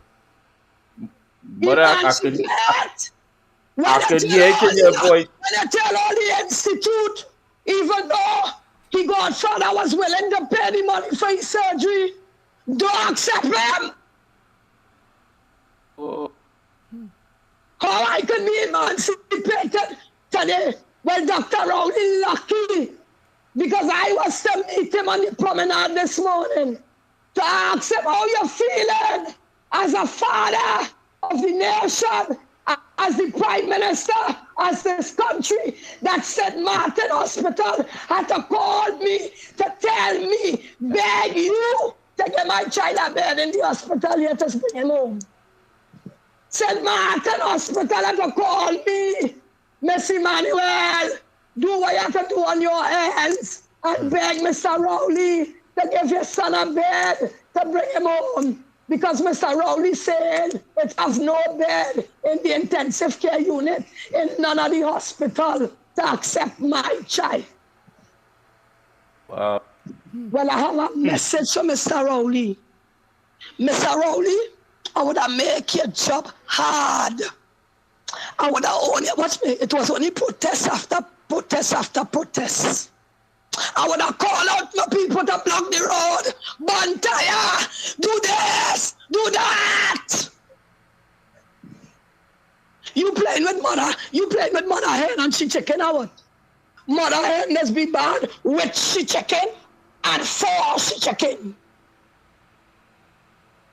Anything else? We hearing your pain, mother, hearing you loud and clear. We wish all the best to you and your family because I know you don't give up. I know you're a fighter. I know you're a fighter to your heart, mother. To my heart. And how till my last breath. Yeah, and how Mikey K. Yeah, but how Trinidad yes. Yeah, but how Trinidad hospital dealing with him at this point in time, and what is well, they have him the same way. They have him the same way, and let me say that they said the St. Martin doctors and the St. Martin neurologists, they did a wonderful job in stabilizing him in order that he could be shipped over home. And like they're reaching in like 30 minutes time from St. Martin. All right. So, you know, I must congratulate them. I must tell St. Martin Doctor Medical Center thanks, even though that they were afraid that the same people that shot him there would come there to finish him off. So they were very much afraid. One of the nurses shared that with me. You understand? Because Mikey K, you know I'm a former talk show host, and we know to ask questions and get answers, eh? That's right. But mother, let me ask you this. I don't want to mess up the investigation or nothing, but many people are saying that like they set up this man, like set up. Yes. The manager, I said that with no apology. I ain't putting no ledge. I ain't putting no door frame on it. The manager mistake came out what set up my child. Because she went there 3 days before to make sure security was on par, right? And knowing that to make sure everything is everything. Knowing to herself that St. Martin belongs to the six. And Mikey K, here the name of the party, how to wind up the boy head and get him wild up to come over in St. Martin. Although Prezi was telling him to don't go in St. Martin. But he said, mother, I don't want to treat the man like he's a little baby and like he's my son. But he said, mother, you know when that boy was going, I wanted to course on him and take his passport and say, boy, you're not going over there. But I said, mother, I don't want to treat the boy like he's no little boy. The boy is a big man. I beg him not to go. He tell me, Tim, I went in front 3 days before to put everything in place to make sure he's safe. Right? The promoter and all. Mikey K, here was the name of the party with a wild up head. Keep up that Black Night edition. That is the name of the party. Where's the name? Where's the name? Where's the name? Where's the name of it? When you hear, wait. Where's the name of the party? Wait. When you hear keep up that Black Night. What is the name of the party? Yeah, Black Night? The Keep Up Night Black Edition. Oh. You ain't seen that plus sat up there? Yeah, boy. They sat up there, name the party after the boy. They get him hype up. They say, well, a party name after me, boy. But that party name after my song, boy. My hot song, boy. I had to be there like the big artist. Because I saw a little clip of him performing over in St. Martin. You understand? He was well accepted. The crowd singing along. The vibes was nice. Ain't no end. People wanted dead on the mother birthday. Ain't no end. People put you right up. Put you like Jonah in the whale belly. To kill you on the mother birthday.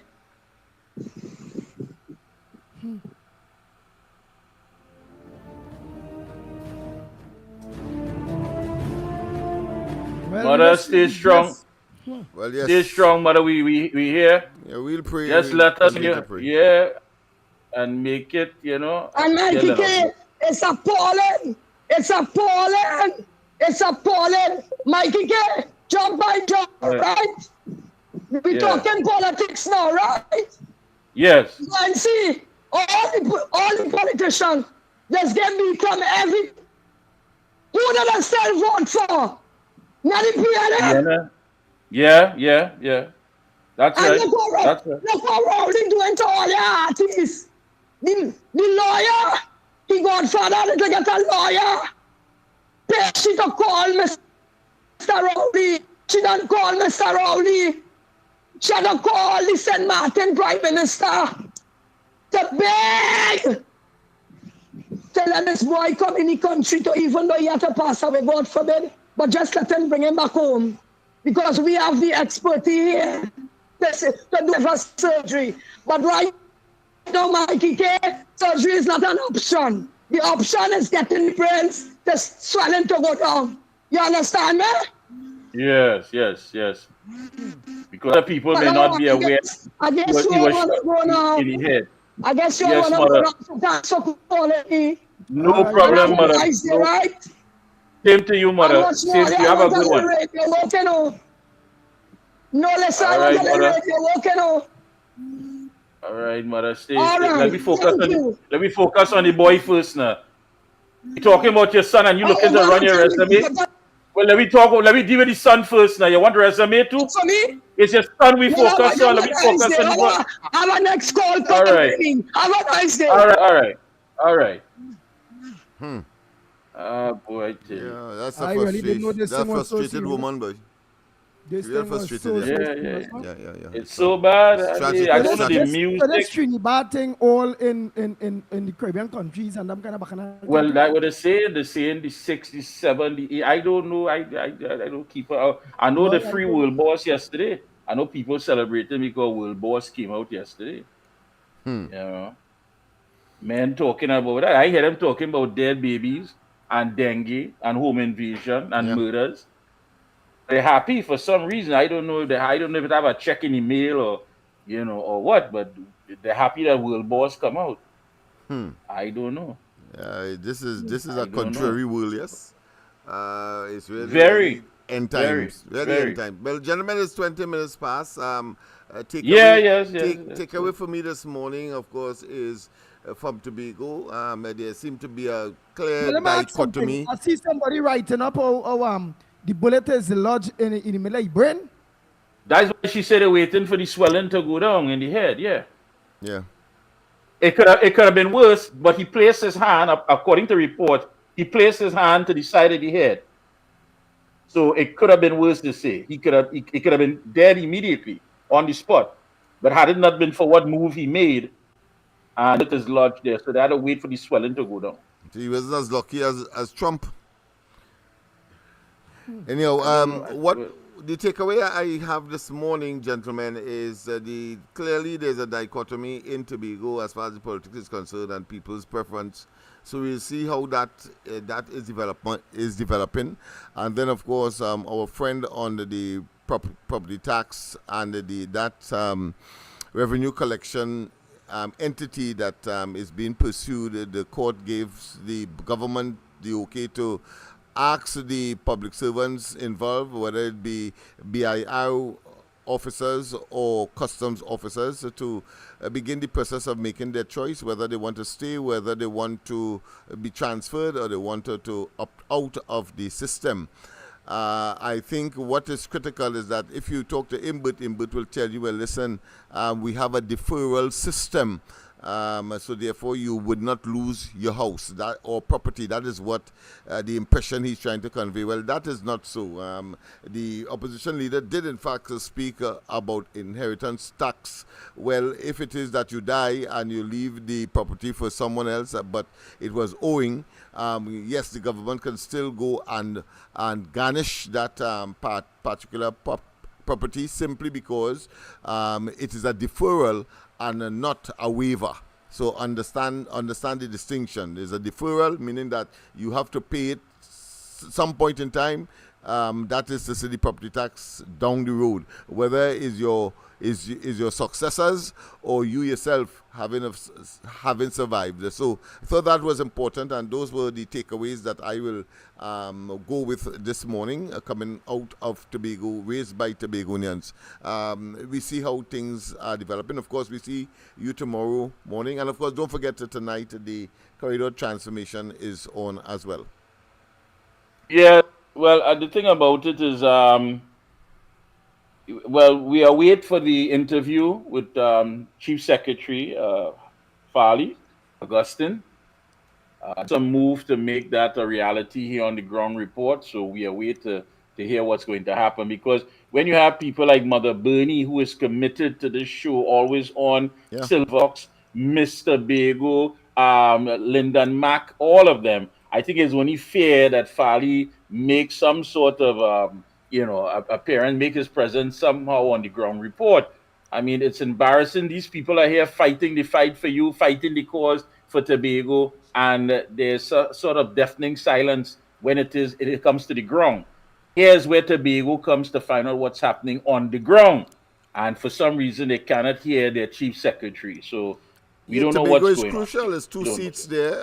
If you take away those two seats, as we have predicted, or what the possibilities are, and that will give the PNM 2 from 22 will give you 20, and all you need to do is to pull up the rear in Trinidad. So it's crucial that we take note and make an interest.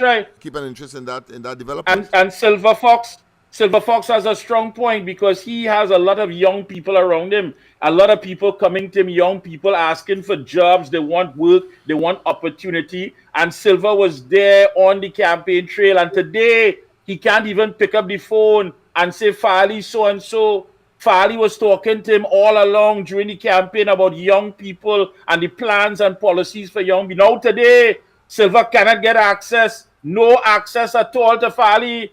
He will go down the road, he will go by the office, and for some reason, they're not seeing Silver Fox. And that is embarrassing. A man on the ground with young people talking to them. They just come to him, Uncle Silver, we need this, we need that. Oh God, Farley, have a heart. Yeah.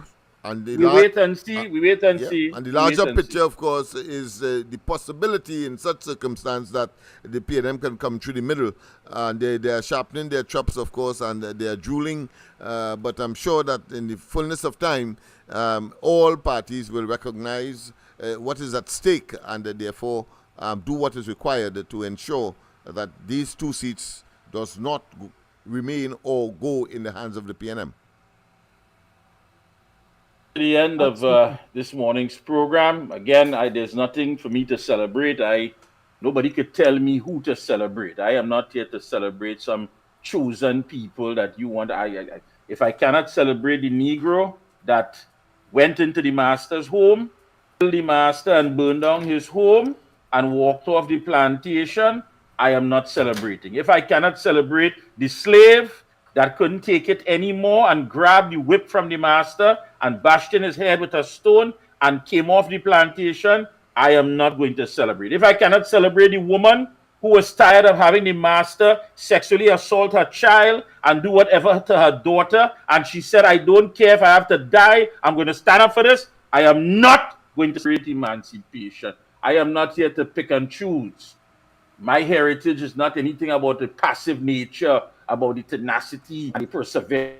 I got to describe my history like that. Everybody else is industrialists and pioneers and economists. But my people is just the ones that was able to take abuse and suffering and say nothing. No! There were many in history who stood up and said, I want freedom or I want death. And these are the ones that I want to celebrate. And if I can't celebrate them openly, there's no celebration for me. I don't care who vexed. I did business.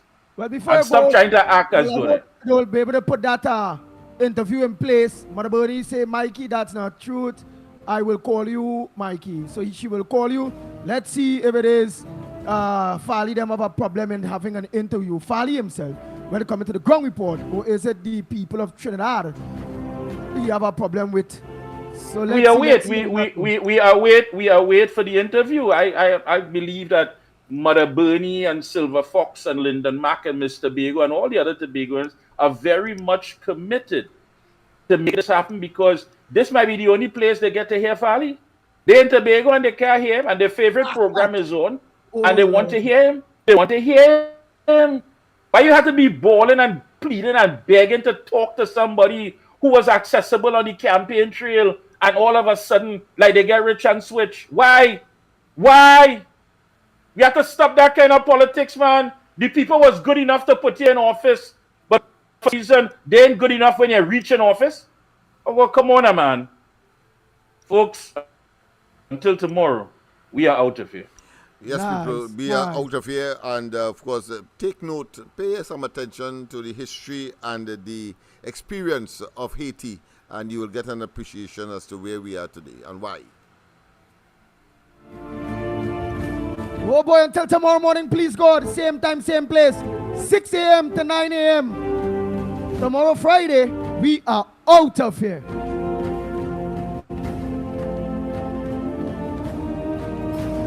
The Ground Report with Mikey K, Andy Williams, and Lennox Smith. Bang, bang, bang, bang, bang, bang, bang, bang.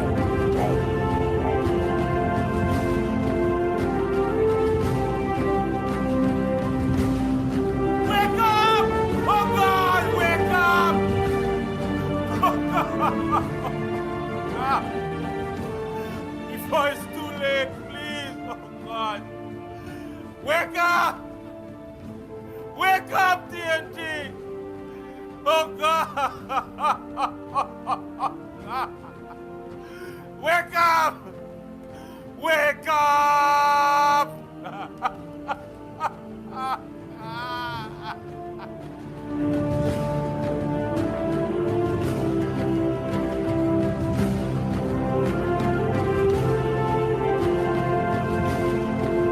Ground Report with Mikey K, Andy Williams, and Lennox Smith. Bang, bang, bang, bang, bang, bang, bang, bang, bang, bang.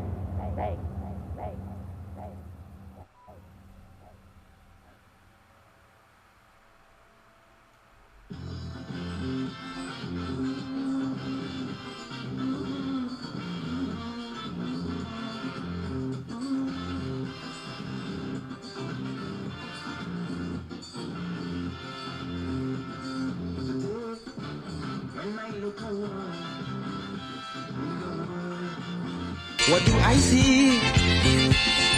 I see footprints that man have left on the sand by walking through time.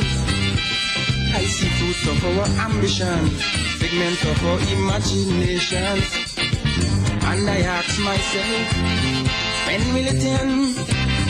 When will it end?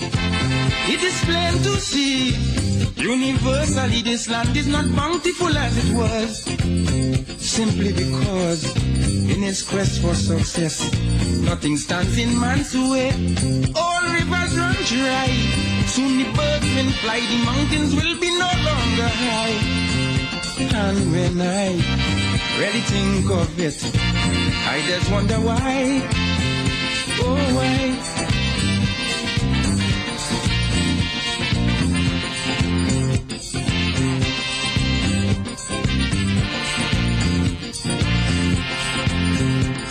I see charity deplored, equal rights totally ignored, wisdom and ingenuity working in accord, simply to afford such inventions as thermonuclear warfare and environmental warfare. And I wonder now, where do we go from here? Prophets everywhere gaze upon the horizon and declare that judgment will come as the savage hands of unscrupulous men defile everything pass by. Time is running out as we eat and drink, species at the brink of being extinct. And I think no one can deny that the price of progress is high, real high.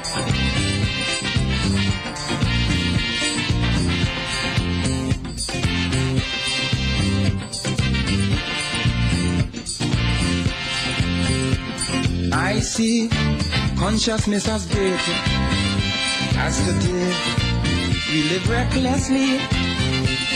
Money make egos inflate and thereby create a turbulent state. I see a struggle between the sexes, new hang-ups and old complexes.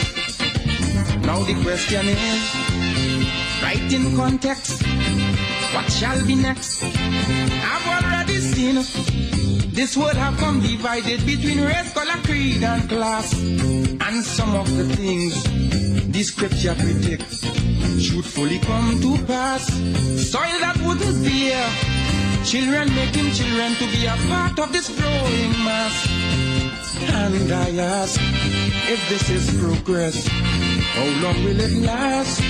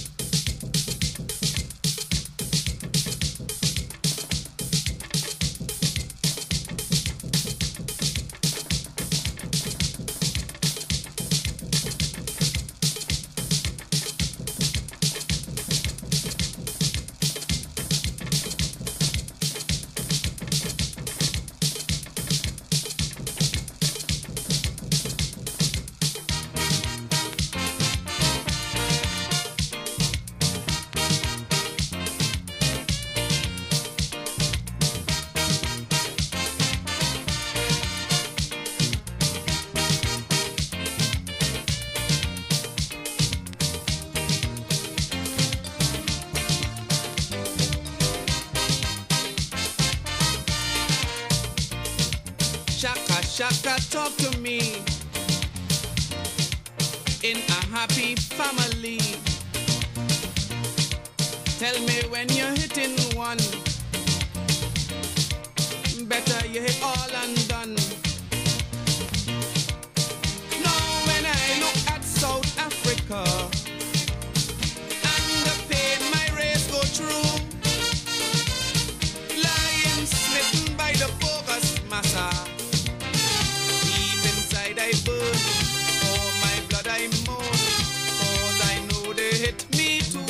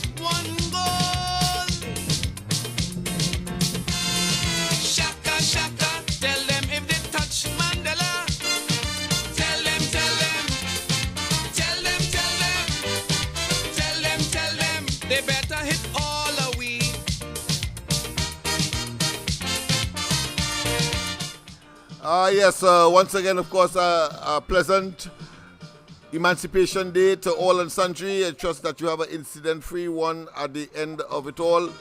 And I want to say that tonight, of course, we will have another splendid edition of the Corridor Transformation. So look forward to that.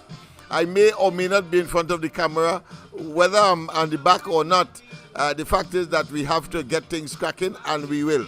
Have a wonderful rest of the day. Until we meet tonight from 8 o'clock. Don't forget, it's just 1 hour, so be on time and have your calls ready or your information ready so that we can do what we have to do in order to treat with the people's and the nation's business. Bye-bye. From the US to Caribbean people, Africans must know apartheid must go, or we never will be free.